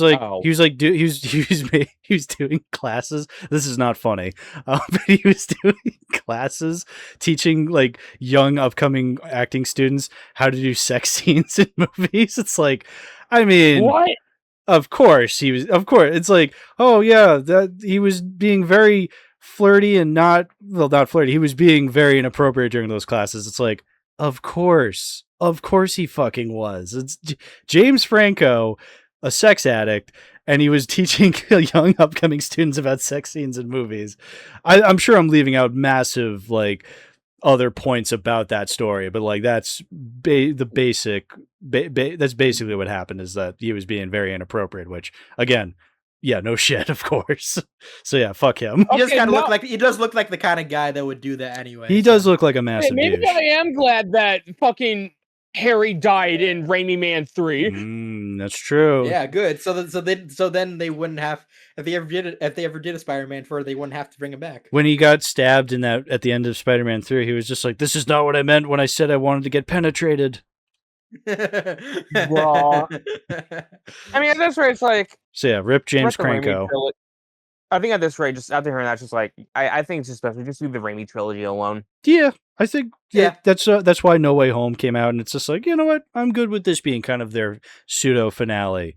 Yeah. But yeah, Spider-Man, Tom Holland, The Odyssey. Wait, no, Team America. Sorry, I think my favorite character is actually Chris. Chris. I love the parts where he's talking about like, if you mess this up, and then I'm going to rip off your balls and shove them up your ass. So next time you shit on your balls. Yeah, so that's the gimmick. That's the gimmick. It's the one team member that doesn't like the new guy, and it's also because of the fact that he's skeptical of actors. Yeah. Yes, and then we find out why, because he was raped by Mr. Mr. Mistopheles from Cats. Yeah. that's such a funny moment. Honestly, a valid reason to not trust actors. I mean, with today and the whole Epstein thing, and God knows what kind of celebrities were on that island. Yeah, don't trust actors. Never meet your hero. There's also like there's like that scene earlier in the film too, where after like Gary's being asked to hop inside Spotswood's like limo, he says, "Oh, you're just trying to get me to you're trying to put your finger up my butt just convince me to get a movie part." Or you're trying to convince me to get a movie part so you can stick your finger up my bum.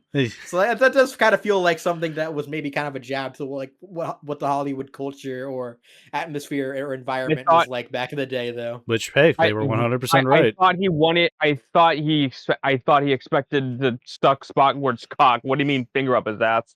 Yeah. Well, no, he also said he expected that too, but he also said finger up my butt. Yeah. And then Spotswood said like, "Now suck my cock."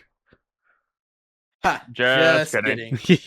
But not for long though. He did. Yeah, then he did. This isn't about sex, Gary. It's about trust. I guess you're not ready to put your life on the line. that was beautiful. And later on, like after because he betrays all the other team members when he leaves like the mission because he's like because Gary's traumatized by all the people that the terrorists killed all because of his acting, and so he quits. And then like later on, like when he comes back, he has to do that. He has to perform oral sex on Spotswood to rejoin the team. And then like after that, like Spotswood tells everyone about it. Like, don't worry, because all the team members are mad at him because he left the group. But then Spotswood tells him over the video thing or whatever. He says, "Don't worry, everyone. He proved to me his diligence by sucking my cock." And Joe's just like, "All right then." And then they look at him briefly, like, "What?" Sure, okay. I guess, bro. What? Whatever. Oh, it's so funny. That is Yeah. yeah. There's that other line that Chris had about like next time you do that, I'm gonna shoot your dicks.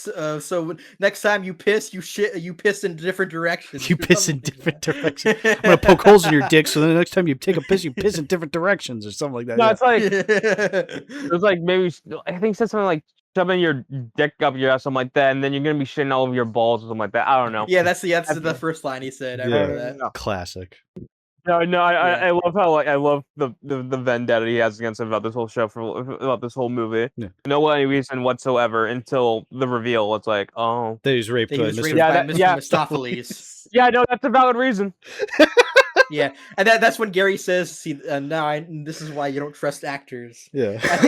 I think because I know that in the extra material for this movie that Trey and Matt said that said how much they hate actors in general. Though I mean, they said that, Yeah. which makes sense based on how much they're parodying them in this movie. right. I think they said that it's not just big movie star celebrities. They hate actors that they know in Hollywood. They hate people they know in real life that are trying to be actors. Right. I mean, yeah, when you really think back on it, or like when you think about it in general, like actors and artists of any kind are, very flamboyant, very out there, kind of crazy, Yeah. kind of nuts. And then you hear about stories about just how nuts they are. It's like, yeah, no, I can absolutely 100% understand why you hate these pussies. So makes total sense. It's still just so funny because of how random it is to just be like cats. The actors in Cats raped me, and I think I saw like a Letterboxd review say something like, "Wow, I can't believe it's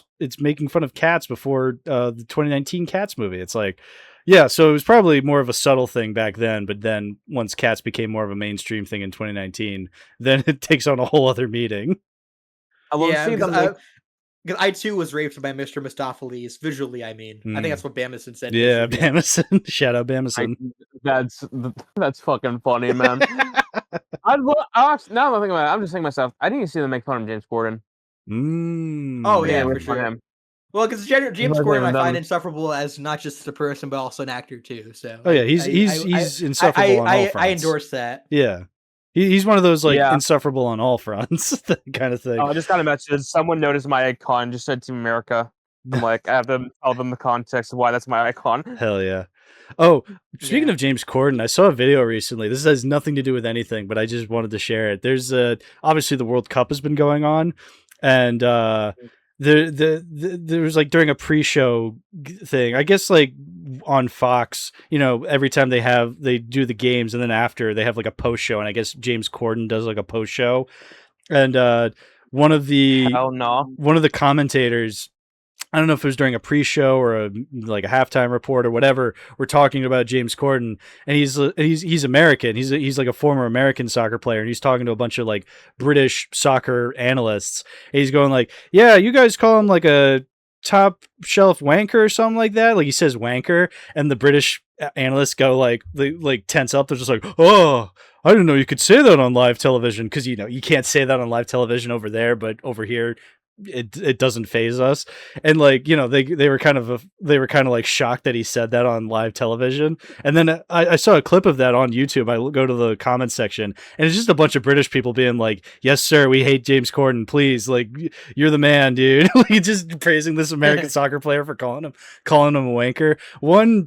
One comment that really stood out to me just because of how funny the word was, how it's just like, "No, he's right. James Corden's a fucking melt, dude," or something. Like he says like he's like a top tier melt, or so he calls him a melt, and I'm like, a melt? Like that's fucking crazy. Like that British man, they got some top tier insults over there across the pond with the fucking calling a guy a melt. Like Yeah.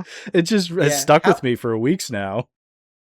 However, have I ever told either of you that I technically saw James Corden in person? You got to tell this story. I don't know. Maybe you have. I've forgotten it. You got to tell this story. Yeah. So basically, Wait, last year when I was at the New York Film Festival, I was at a screening for a certain movie. I want to say it was probably If I Had Legs, I'd Kick You. Okay. That was for that movie I was at a screening for, and I think he was there with Bobby Cannavale, and I think it's because because both of them I think were on a stage show at the time during the fall season Oh. of when the New York Film Festival was happening. Yeah. And also, I think Bobby Cannavale is actually married to the main star of If I Had Legs I'd Kick You, Rose Byrne. Yeah, So I that just sounds happened. about right. So both of them, I think, were sitting like a couple rows like in front of me though. That's crazy. Holy shit.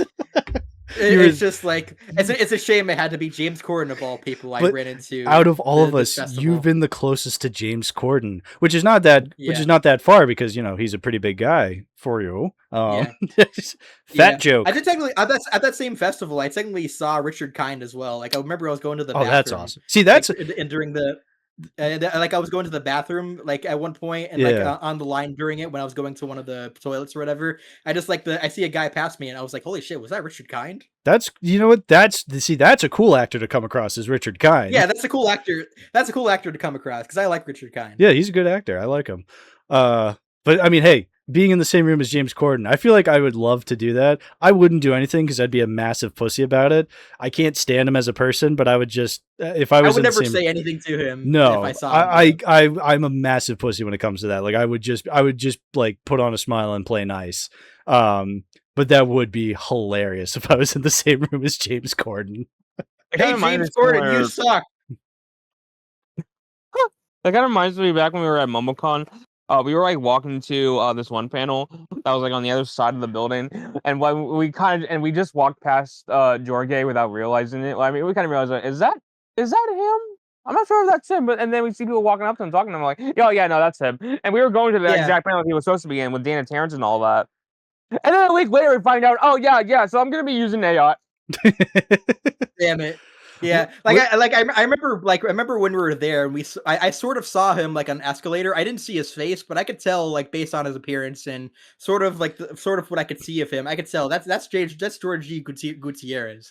I think we're gonna say hi to him, but we didn't because he was late for a panel. So, and then a week later, we find out he's selling out to AI. So maybe it's a good thing we didn't say hi to him. Did you guys? Am I making this up? Did you guys see Linkara at one of these panels, or am I misremembering? No, that would be funny though. Am I confusing you with somebody else? Maybe somebody else I know saw Linkara.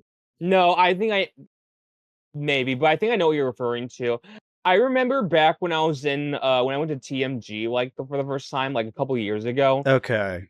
We went to DA Games' booth back when I was friends with the Sparks group and all of that.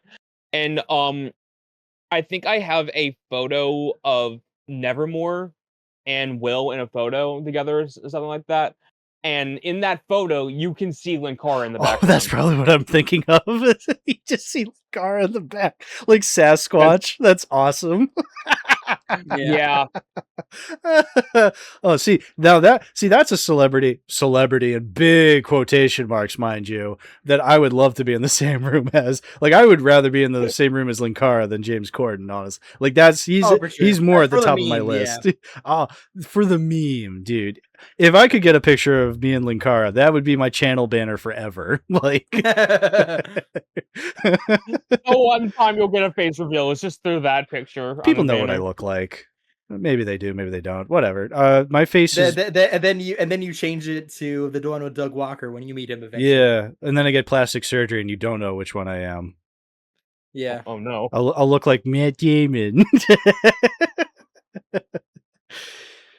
Yeah.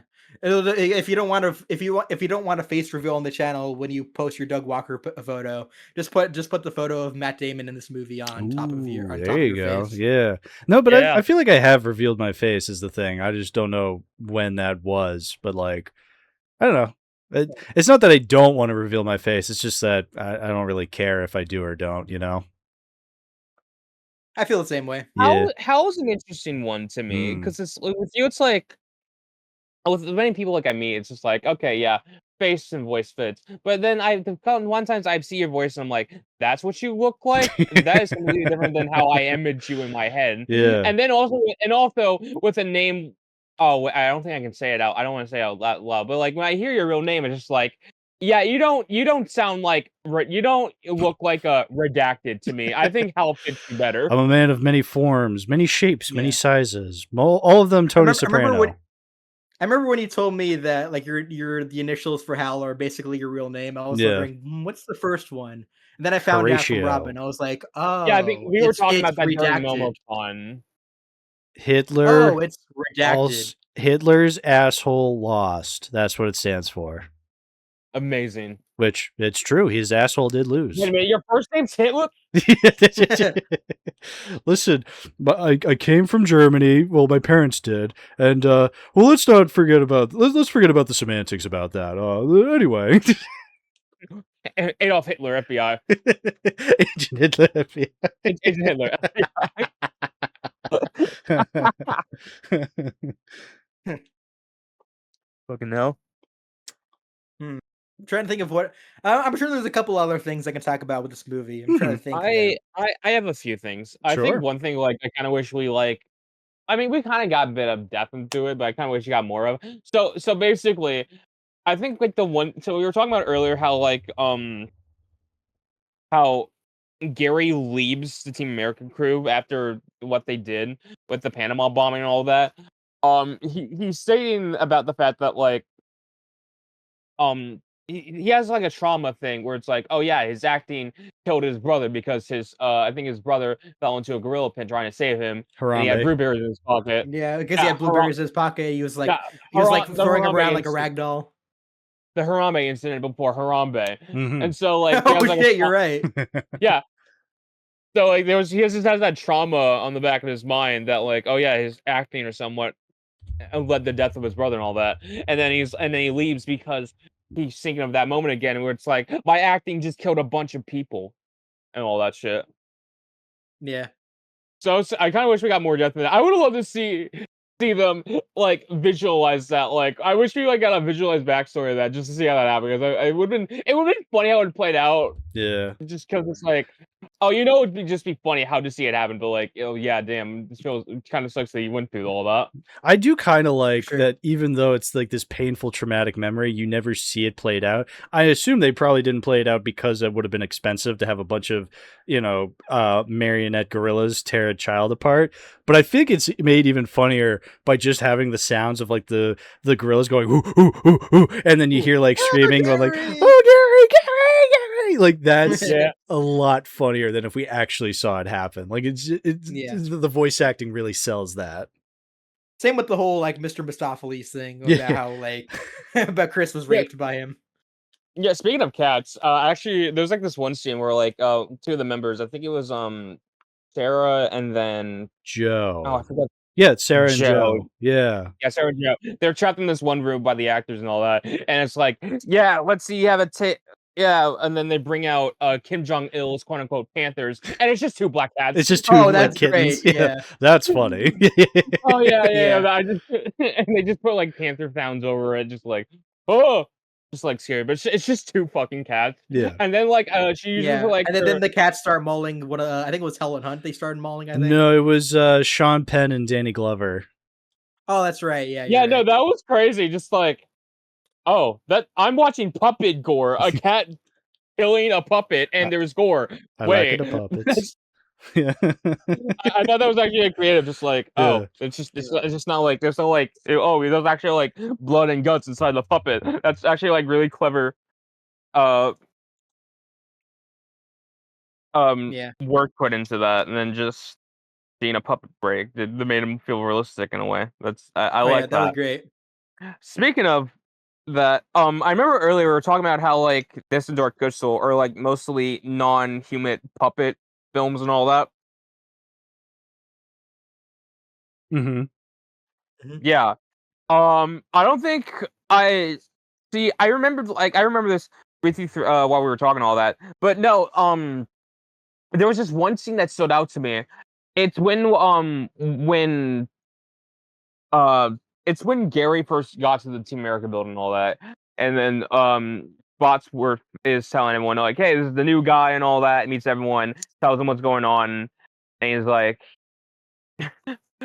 if you don't think you're capable for the job, there's the door. And he's like, okay, thanks. And he just walks. He just leaves. That made me laugh a lot. Yeah. I'm head but out. like so when he leaves on this limo jet thing that also kind of looks like a Cybertruck to me. A Cybertruck limo. No, but like he's like he's telling the driver like, "Hey, can we make a pit stop somewhere? I need to think about some things." Yes, and that whole thing, that's where the "Freedom Isn't Free" song plays out. What would Yeah. you do? I think I realize I don't think that's a puppet. That's just a fucking like a giant model they made and they just filmed at actual real life areas and all that. Like he's at the Washington Monument. He's looking at the Lincoln Building. Like no, that isn't a model. That's just an actual like they just filmed that at the actual place. I think they just made a giant model of Gary. They filmed it there because he's like he doesn't feel like. It feels he looks so stiff. His eyes aren't blinking. That's not a puppet. I think that's just a full-on moment. They just put him in, and you see like people walk in the background. Like, oh yeah, that's not like a set. They just filmed that. They just put the dude there. Yeah, at the Washington Monument and stuff like that. Yeah, They that shit does. Oh, yeah. roll.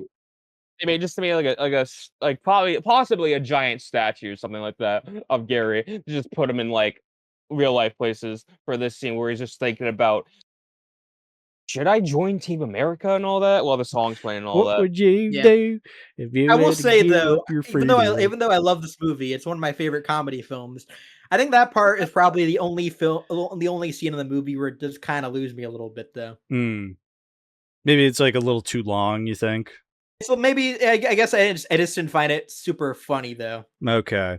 You know Or what? super like Yeah. I mean, if that's my biggest criticism of the movie, I wouldn't say it's like that big of a deal. Though. I think you get the point of that scene, but just by the first lyric when you hear Trey singing, "What would you do if you had to give up your freedom?" or whatever. It's like, okay, I see what the joke is, and then it just kind of keeps going.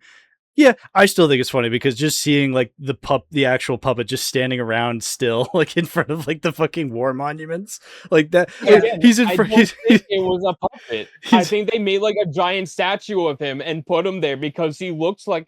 Because especially when he was looking at the Lincoln statue, it's like, oh yeah, bro would be that too fucking small. Yeah. To even look at it. They had to like There- upsize him. There's definitely a shot where Yeah. they use a puppet though, where he's like in front of one of the graves, like one of the military graveyards down in Washington. He's just in front of this gravestone, but again, he's the size of a puppet, so like the gravestone is bigger than him. So They it's like, probably made like different models for this scene. yeah, And probably. it's just like I said, like during these scenes, he looks more lifeless because I don't think it was a puppet. Yeah, they just They didn't Yeah. puppeteer him. He's just standing still. His eyes aren't blinking. It's just wait. He looks a bit different here. That don't look like a puppet. I think they just made like a frozen statue of him just for this bit with what they did here. It is very. I funny. also liked even during the Pearl Harbor sucks bit, like whenever he's like riding on the motorcycle and the camera like zooms in on him and he falls over. Like that stuff was really funny. That's Oh, great. Yeah. Yeah, but like during that moment, like you since it was like filmed like in actual like places and all that, like you actually see like actual humans walking in the background, like in this one scene at least. Yeah. How much you want to bet they didn't have permission to film at those places? They were just because it looks like they're kind of secretly, having the Gary statue just kind of standing around there, and they're just kind of like subtly, filming him. Like they didn't actually have permission to film at those places, because I feel like that would be very in character for Trey and Matt. Yeah, that does seem likely. That's about happened right. for a lot of movies, honestly, where they just film without permission. We don't have a or permit. any- Run. or any permits. Like I think recently I found out that the whole like subway chase in the French Connection, I think that was like filmed without any permits. Ooh, that's a great scene. Really, filmed without permits. Fucking New York in the 70s, dude. Jeez. Yeah. Hell yeah. Did you like the Like- part at the end where Kim Jong-il, after Kim Jong-il was deceased, then a roach comes out of his mouth and Yeah. says, "I'll get you next time, Team America," and then he hops inside. It of was his a roach little this spaceship. whole He time. was a cockroach this whole Yeah. time. Very funny. Oh yeah, I watched Very through the fitting. through the whole credits, and at the end, like during the credits, when they're replaying all the songs, they sneak another song in there, and it's Kim Jong-il singing about how he's an alien and how he was sent to Earth to take over the world, and like Yeah, I noticed that too this time. and there's just a bunch of fuck, really? there's just a bunch of like alien, like generic alien names being like Zoltar the whatever is expecting me to take over Earth or whatever, like just nonsense. It's so funny. Yeah. I Such didn't an realize epic, that. great movie. I just gotta go. I guess I gotta watch. I guess I gotta watch the movie just for the credits now because I didn't realize that. It's a very I rewatchable movie. I guess I gotta watch the unrated version because I want to see the scene where they're shitting on each other. I want to like see the you described. puppets pooping on each other. Yeah, that's Yeah, that sounds great. that's a sentence I never thought I'd say in my life, but here we are. It kind of reminds Fucking me of hell. that one South Park episode where basically like the residents of South Park start shitting out their mouths like after Yeah. Cartman makes a discovery that he shoves food up his butt, and then people start pooping out their mouths instead. I do remember that. Yeah, I don't think I I've ever remember seen that. the episode all the way through, but I am familiar with like because there is that. I think I was a kid when I first watched it, and yeah, it was on TV. So like there were scenes where they're actually shitting out of their mouths, like they had to they had to blank it out with like they had to black it out at screens because like that wasn't like the MPAA didn't approve of that. So it's like, oh, that's not okay. But like, yeah, I mean, I understand why you're shitting out of your mouth. That's disgusting. It's funny though because the South Park's like animation style is so crude though. Right. It doesn't really look like real poop though. It just looks like kind of just like paper mache though. Right. Yeah, but you know, rules will be rules. It's also funny that that same episode was a part of the episode where the Catholic Church was getting a bunch of allegations over predatory child behavior or whatever. Yeah, Well, So like the one when the thing- priest of South Park is trying to convince the other ones, or trying to change the rules of Catholicism so like priests can't have sex with children or something like that. Yeah, the one thing I remember, I was just quoting this like a second ago. It's just like how it starts out with like, oh yeah, we're gonna go on a cruise trip and all that for The church Catholic treatment. boat bit was Yeah, really the funny. Catholic boat. Like, I And think then, it's like and then Randy's like imagining a bunch of like children like on boats with like priests, and he screams like out loud like oh, yeah, that was I funny. just love that. It's so fucking funny. Chef, what would a priest want to shove up my butt?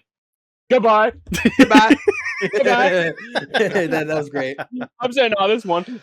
Hello there, Good. children. No, I remember when I got these DVDs of South Park. I think I was watching that episode.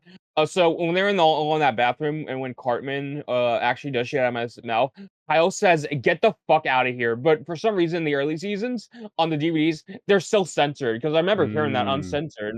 So I guess you can only hear the uncensored on the streaming version because they also did like remaster and like 16:9 the old episodes before they were actually got widescreened. The show actually got widescreen, so there's that. But like, it kind of did bug me. It's just like, damn, the DVDs are censored still. Whatever. Yeah. Yeah, but yeah, good episode.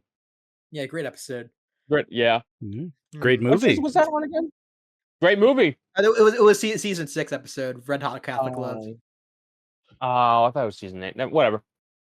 Well, season 8 has so many bangers, so I get the confusion, but Exactly. Anyway, what else was I gonna say about Team America? Trying to think.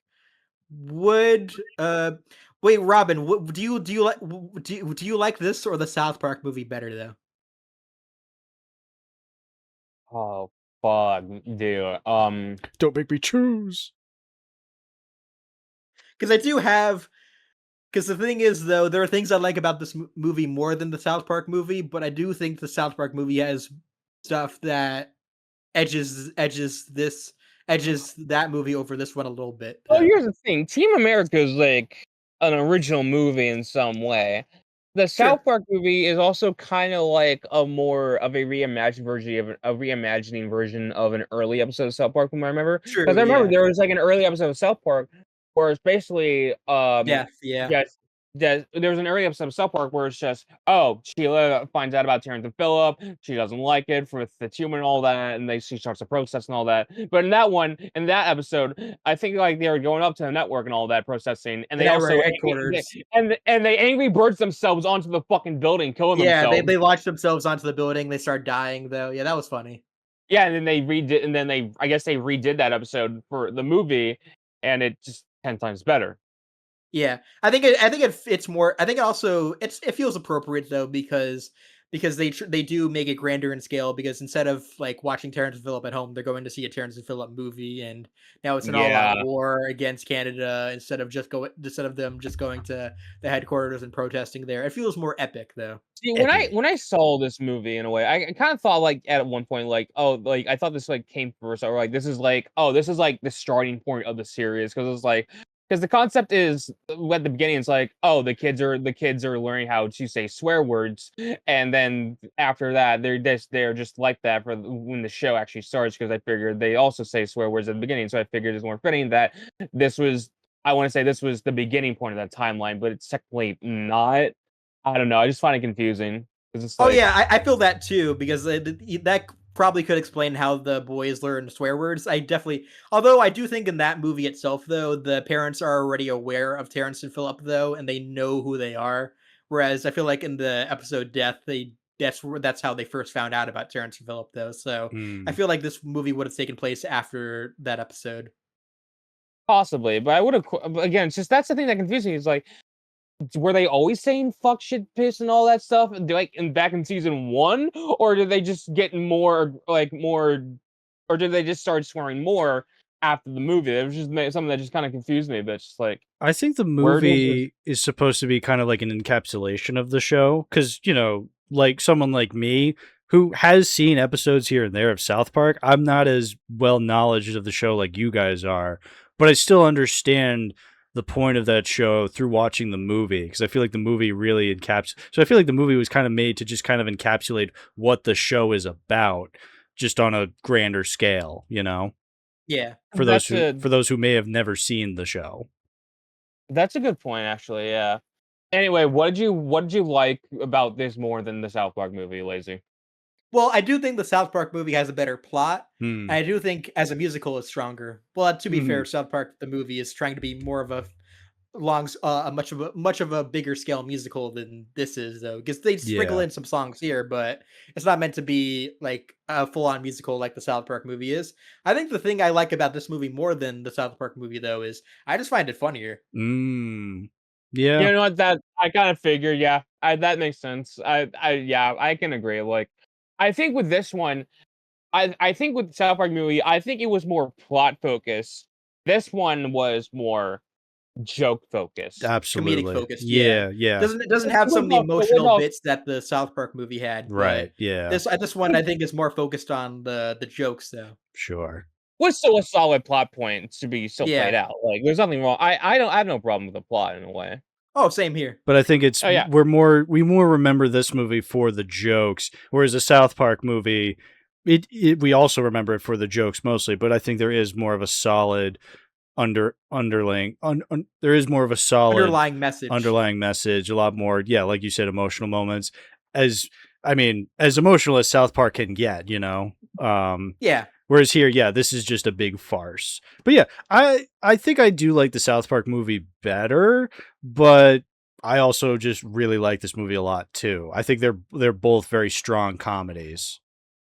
I feel the same way. I do think the South Park movie's better, but this is also up there as a personal favorite of mine. Right, yeah. I could see this being added. Okay. Have I added it to my favorites list? Probably not. You know what? I think I'm going to do that live on the podcast right now. I guess you can say I learned something today. Oh, yeah? Yeah. What'd you learn? Yeah. Yeah, that's just what Kyle says. Oh. Yeah, in South Park in a lot of episodes. I don't I know. learned something today. I don't know. I just wanted to say the one. Yeah. Because that's the one thing I miss about the early South Park episodes, is how they always ended with you see, I learned something today. Sure, yeah. And or they could also they could have had Kyle in this movie to have that whole speech that he made in episode 201, where he realizes that the only true power is threatening people with violence. That's obviously the only true power here, is that terrorizing people works. Bullying works, guys. No, you see, when Gary did that speech, he should have started that fucking speech with, "I learned something today." We're dicks. That's true. That'd have been Right, a right. good reference. Like how in basketball, there's that one scene when Trey Parker's character does like the Cartman voice. Yeah, he also does like Mr. Garrison voice at one point too. Okay. No, Okay. that's the other No, guy. that's no, he does like the he does like the sort of the how about we sort of that sort of What voice. did you say, Cartman? How would you like to suck my balls? How would you like to suck my balls, Mr. Garrison? Holy shit, dude. Yeah. Yeah, that's that. I mean, of all the fucking jokes out of South Park, that's like the most iconic one of them all. Yeah. That is always like memorable about that film. Don't call me fat, you And- fucking Jew. Eric, did you just say the Yeah. F Did you word? just say the F word? Jew? I talked about No, it. he's talking about. I talked about it on our South Park episode, but yeah, there was at one point I knew that entire scene by heart, even before I even knew what South Park was. So Exactly. yeah, It's yeah. Yeah. There's also the part where Cartman realizes that he and Kyle might die, so he's like, "I'm sorry for calling you a filthy Jew all this time." But Kyle says, "But I am a Jew." No, don't be so hard on yourself, Kyle. That's that makes it hard yourself. All right then. I think we're I'm just sorry. about ready. I'm sorry. What I said was, Mr. Dearest Garrison, it would be the utmost and privileged honor if you would like to partake on, therefore, orrery vacuum made and tasted upon by notorious testicles. I would humbly oppose you to take upon this generous request swiftly and thoroughly. Yeah. Amen to that. That reminds me know. of the Imagination Land trilogy. That whole like subplot about how like Cartman's trying to get Kyle to suck his balls. Nobody wants him that. Oh yeah.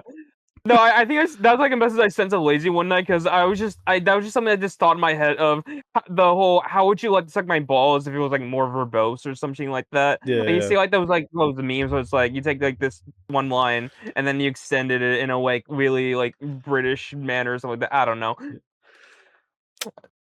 Yeah. I Yeah. did want to mention, before we wrap things up soon, I did find this on Blu-ray. I mentioned this at the beginning of the episode, how I found it in Bull Moose one day. And yeah, I mean, it's pretty basic as far as Blu-rays come. I'm just here for the movie anyway. Like, I'm sure there's a much nicer release. I like it though because it says Team America World Police, and then at the very bottom is in these big red letters it says from the creators of South Park. You know, as if you didn't know. But I guess for idiots out there who Some don't people know, might not know. some people might not know.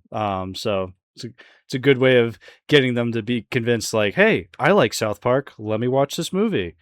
Oh yeah. But yeah, Yeah. point is, I'm keeping this Blu-ray. I'm glad I found it. I'm glad we talked about it. It's a very, very, very fun addition to the collection, I must say. I own it on 4K, and I actually just bought the 4K recently. I think my family owned it on DVD. I think back then, although I don't live close to my family anymore, so I just decided to buy it physically for this episode. And I thought, hey, I owned the South Park movie on 4K. Might as well just get the Team America movie on 4K too. Yeah. And it's pretty good 4K. I think it's never distracting in a way that some 4Ks are. So that's good. a highlight. Yeah. Criterion, add this to the collection, then we'll talk. A Criterion would go pretty hard for this. I don't know if they're gonna do it. They probably never will, but Probably not. no. But it would be very funny. You want us to add a Trey they and put Matt Wally on movie 4K. on Why the can't they? Or they collection? put Wally on Criterion. Why can't they do this? Well, this is a very different movie from Wally. You know, this is I know, true. good. I'm just thinking like because like mainstream movies, Right. it seemed like they wouldn't put on the Criterion collection, but Yeah. with Wally, they obviously did. Look, so, I'll like, be thoroughly impressed when they, bite the bullet and put Freddy Got Fingered on actual physical and not just, we put Yeah. it on the Criterion channel. yeah. It's like, no, you guys got to put it on a DVD and Blu-ray. You can't just put it on the channel and be like, look, Freddy Got Fingered in the Criterion collection. Oh, it's like, No, remember at one point I think you told me put it Memento on was Criterion also on- Blu-ray. mm-hmm. I remember you told me Memento. Hey, I finally referenced the movie before we ended the yeah. episode. Anyway, didn't you tell me they was on the Criterion channel at one point? Maybe. Is it? I know Following has a Criterion. Memento doesn't Awesome. yet. That's surprising. I know, and I'm so pissed off about it. It's like, Hold on. what the fuck are we doing, Criterion? Memento Criterion. Christopher Nolan films on disc and streaming. Memento and more Nolan and is Memento in the Criterion Collection. On the Criterion Collection, watch Memento 2000 in our Deja Vu collection. That tells me nothing. Yeah, fuck this. No. All right. I Never guess mind. it is and it isn't. You know, it's one of those like, oh, it's in the Criterion channel, so like it's probably on their streaming service, but I don't think they have like a physical release of it yet on I Criterion. know, like, They could I do know, it. It's was like on it's the easier to do channel. it than it's easier to do it than Freddy Got Fingered. So Right. But I want them to like package that movie just how they did it with the special edition. I want them to honestly. suck my cock. Now yeah, suck my just cock. kidding. Criterion, suck my dick. Criterion, you either put Memento on the Criterion Collection, or you're gonna have to suck my cock. Robyn, you said you have this on DVD. Yeah, I do. Keeping it? Sweet. Duh! Hey man, I'm just covering all our bases. No ship, Sherlock. No stone unturned on this podcast. It is one of God's many gifts on this dying earth. I Of agree. course, I need this in my collection. I agree. It's a good one. It's a good one. Exactly. Great movie, the best movie ever made. Yeah. Besides the South Park movie, of course. Besides the South Park movie, no other movie we've talked about on this podcast comes close. Maybe, I don't know. What have we talked about on this podcast? Fucking Hole in the Head. Remember that? Remember when I did Whatever Wheels? We should bring those back eventually. I watched it because I read the yeah. plot synopsis on the episode, and that's how I watched it. Now I Yeah. don't have to log it. Now you don't have to log it. Or ever watch Exactly. it on my TV. Right, exactly. But yeah, speaking of this podcast, it's the end of the podcast. So, Robyn, man. go ahead. Oh, Shout out your man. stuff. Where can people find you? I don't think I want to be found. Okay. Where can people get where can people get No. lost? Well, let's go somewhere God will never find us. The Suicide Forest. Oh, damn! That just got more grim than I thought. Anyway, Is that a dead body? Yup. yeah. I mean, I'm on Blue Sky. Blueski. I'm on Instagram. Blueski. What? Blueski. Blue Sky. Blueski. I'm saying it in a funny way because I do that sometimes. Okay. I say words funny like. Yeah. Yeah. So you can find me on Blue Sky. I'm mostly active on there and Instagram. I think I'm more active on Instagram than I am on Blue Sky. I'm gonna be honest. I just repost stuff on there than just making posts and shit. I don't know, but I need to fix that. But like, Letterboxd. yeah. So yeah, a letterbox. I guess rate your music. If in case you guys want to hear more, see me review, which is just letterbox for music. So if you want to see me like log and review like music and albums and stuff like that, you can also check me out on there. I mean that's pretty much it. I mean I don't know any other socials I'd probably be on. Yeah. No, yeah, that sounds about it. Just like Blue Sky, my Instagram, letterbox, reading music. All that stuff. All that jazz. Sweet. All that jazz. Lazy. Let's pretend that people are watching this episode for the very first time and they haven't watched the Terminator episode or other episodes you were on this year. I feel like you were on another one this year. What was that? It was Terminator. It was Kill Bill. Kill Bill. Yeah, I remember. Sorry. I almost had a dementia moment there. I barely know her. Anyway, let's pretend that you weren't on those episodes and this is people's first time watching. Where can they find you? I have a YouTube channel called Lazy Bones Inc. and I have a letterbox simply titled Lazy Bones. That's confusing. And I'm not getting a TikTok because TikTok sucks. TikTok can sick cock. TikTok can suck my cock. TikTok can suck cock. There you go. Yeah, we got it. Yeah. TikTok more like TikTok more like dick cock. Dick cock. Yes. Yes. Damn, I just realized I forgot I have a YouTube channel, Oh yeah. which I barely upload on. But I'm just gonna copy and paste the links from other episodes you guys are on and just post them in the description so people will find them. Whatever. Yeah. Whatever. Honestly, though, I was bringing this like since I brought it up. It's like I mean, rate your music is a thing where it kind of makes you wish that Letterboxd made like an alternative website for like music and stuff like that. Like music Because videos. That'd be kind of cool. I was thinking it'd be called like Jukeboxed or something like that. Ooh, jukeboxed. I like Ooh. that. Lazy Letterboxd, good. hit me up. I have a great Letterboxd. idea for a Hello. spin-off site. Yeah. Pay attention, Letterboxd. They tried doing other spin-off sites, like they did Serialized, but like that's the site looks like it sucks. Speaking of sucking my cock, Oh. Serialized can suck my entire dick and balls. That website sucks. Actual asshole. Like, The thing is that Rate Your Music doesn't have an app, so I yeah. had to go on the app. Serialized has an app, and it is shitty. Yeah, fuck Serialized. Wait, I hope I they. want to look this up. What the heck? I hope they ban me. I think there's a video game version of Letterboxd. I Backlogged. forget what it's called. Backlogged. Yeah, backlog. I've heard some guests when they come on, they're just like, check out my backlogged, and I'm like, I'm not a gamer. I actually shower. So, yeah, Backlog.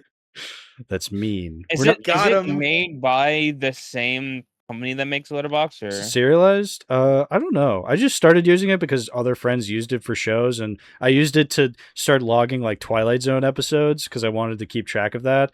And then just whenever I start a new show, I just log episodes on there sometimes. But yeah, that website fucking sucks actual cock. It is. I'm looking at the it's really bad. screenshots.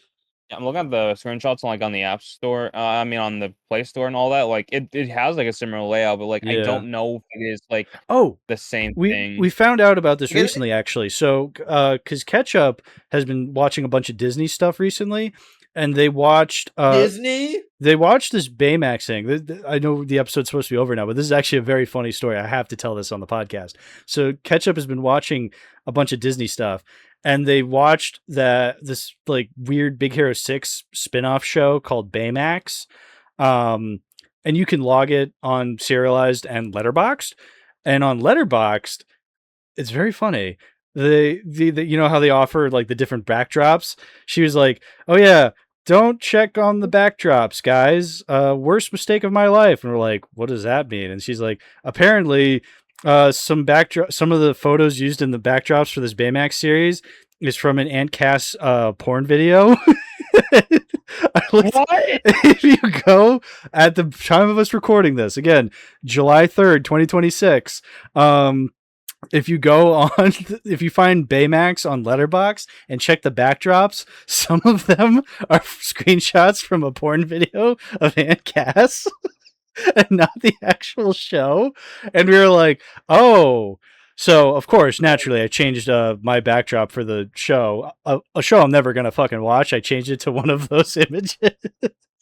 Oh damn, you're right. And then I looked it up on Serialized, and I'm like, because you can change backdrops on Serialized for free. And I checked, and the exact same photos are used on Serialized. So that's when we found out, yeah, Serialized and Letterboxd, I guess, are both connected through TMDB. So cool story. Damn, you're right. I am scared to look at any. Oh, for God's sakes! Remember that scene in a Disney movie, kids? I'm scared to look at anyone's reviews to see if they have the backdrop or not. I think I think Serialized does seem kind of pointless though, because I feel like is. Letterboxd. I feel like Letterboxd. I feel like at one point they said like a year or two ago that they're gonna start adding TV shows to their website. And Yeah, but they never keep did. saying that, and then they never did. That's why I started using Serialized, because they never did start adding TV shows. Yeah. Look, sometimes they'll have like the whole show. Like they have all of the Penguin on Letterboxd, but like and anime shows they have on and there, anime 'cause they shows, count it as, one thing. like Ghost Stories and Evangelion. Like I've logged those on Letterboxd, but then I've logged individual episodes of shows I watch on Serialized, like individual episodes. That's why, like when I was going through all the Clone Wars stuff, which I still have yet to finish Clone Wars. I've just been busy not watching Clone Wars because I've been busy with other things like Team America and changing my backdrop of Baymax on Letterboxd to Aunt Cass getting railed. Oh my God. Oh, what's that? This show has more than one season. Get rid of it.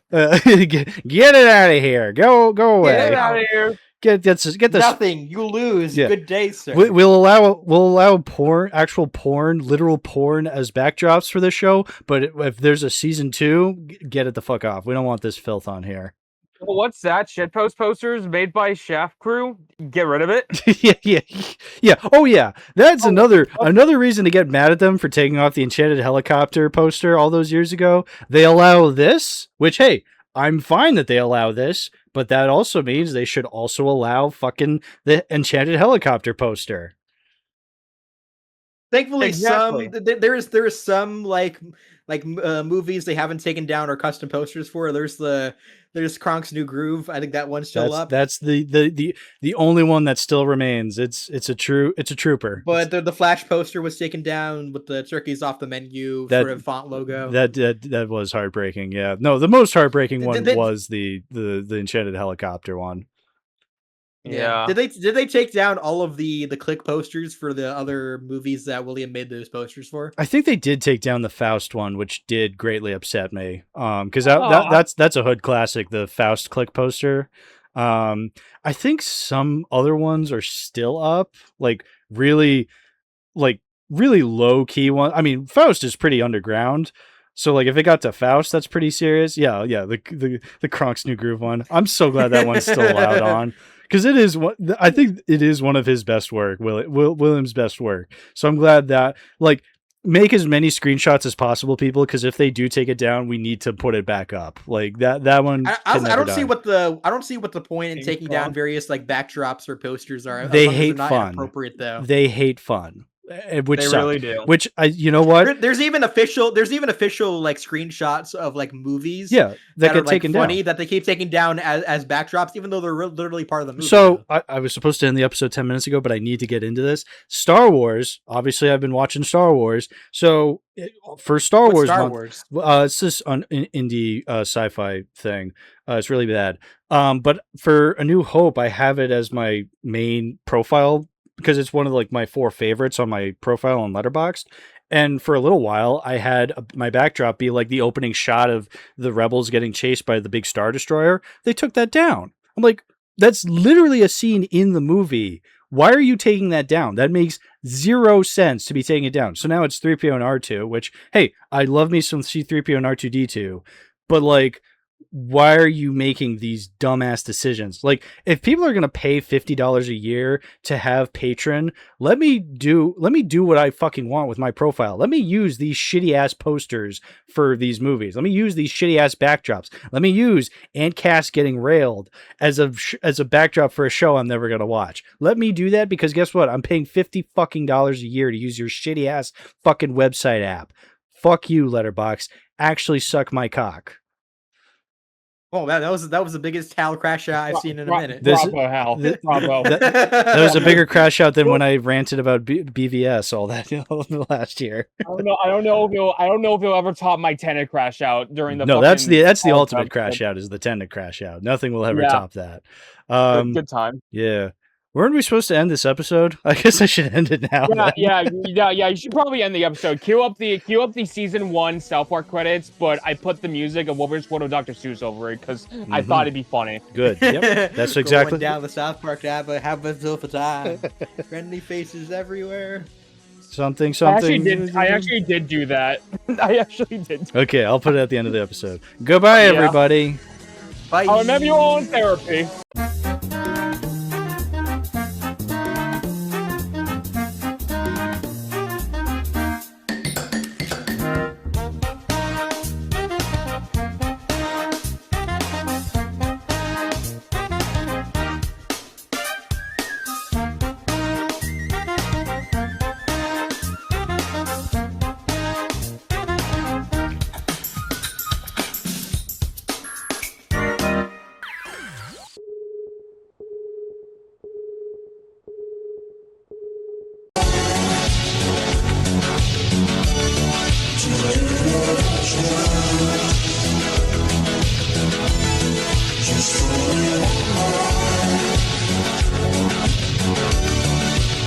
Just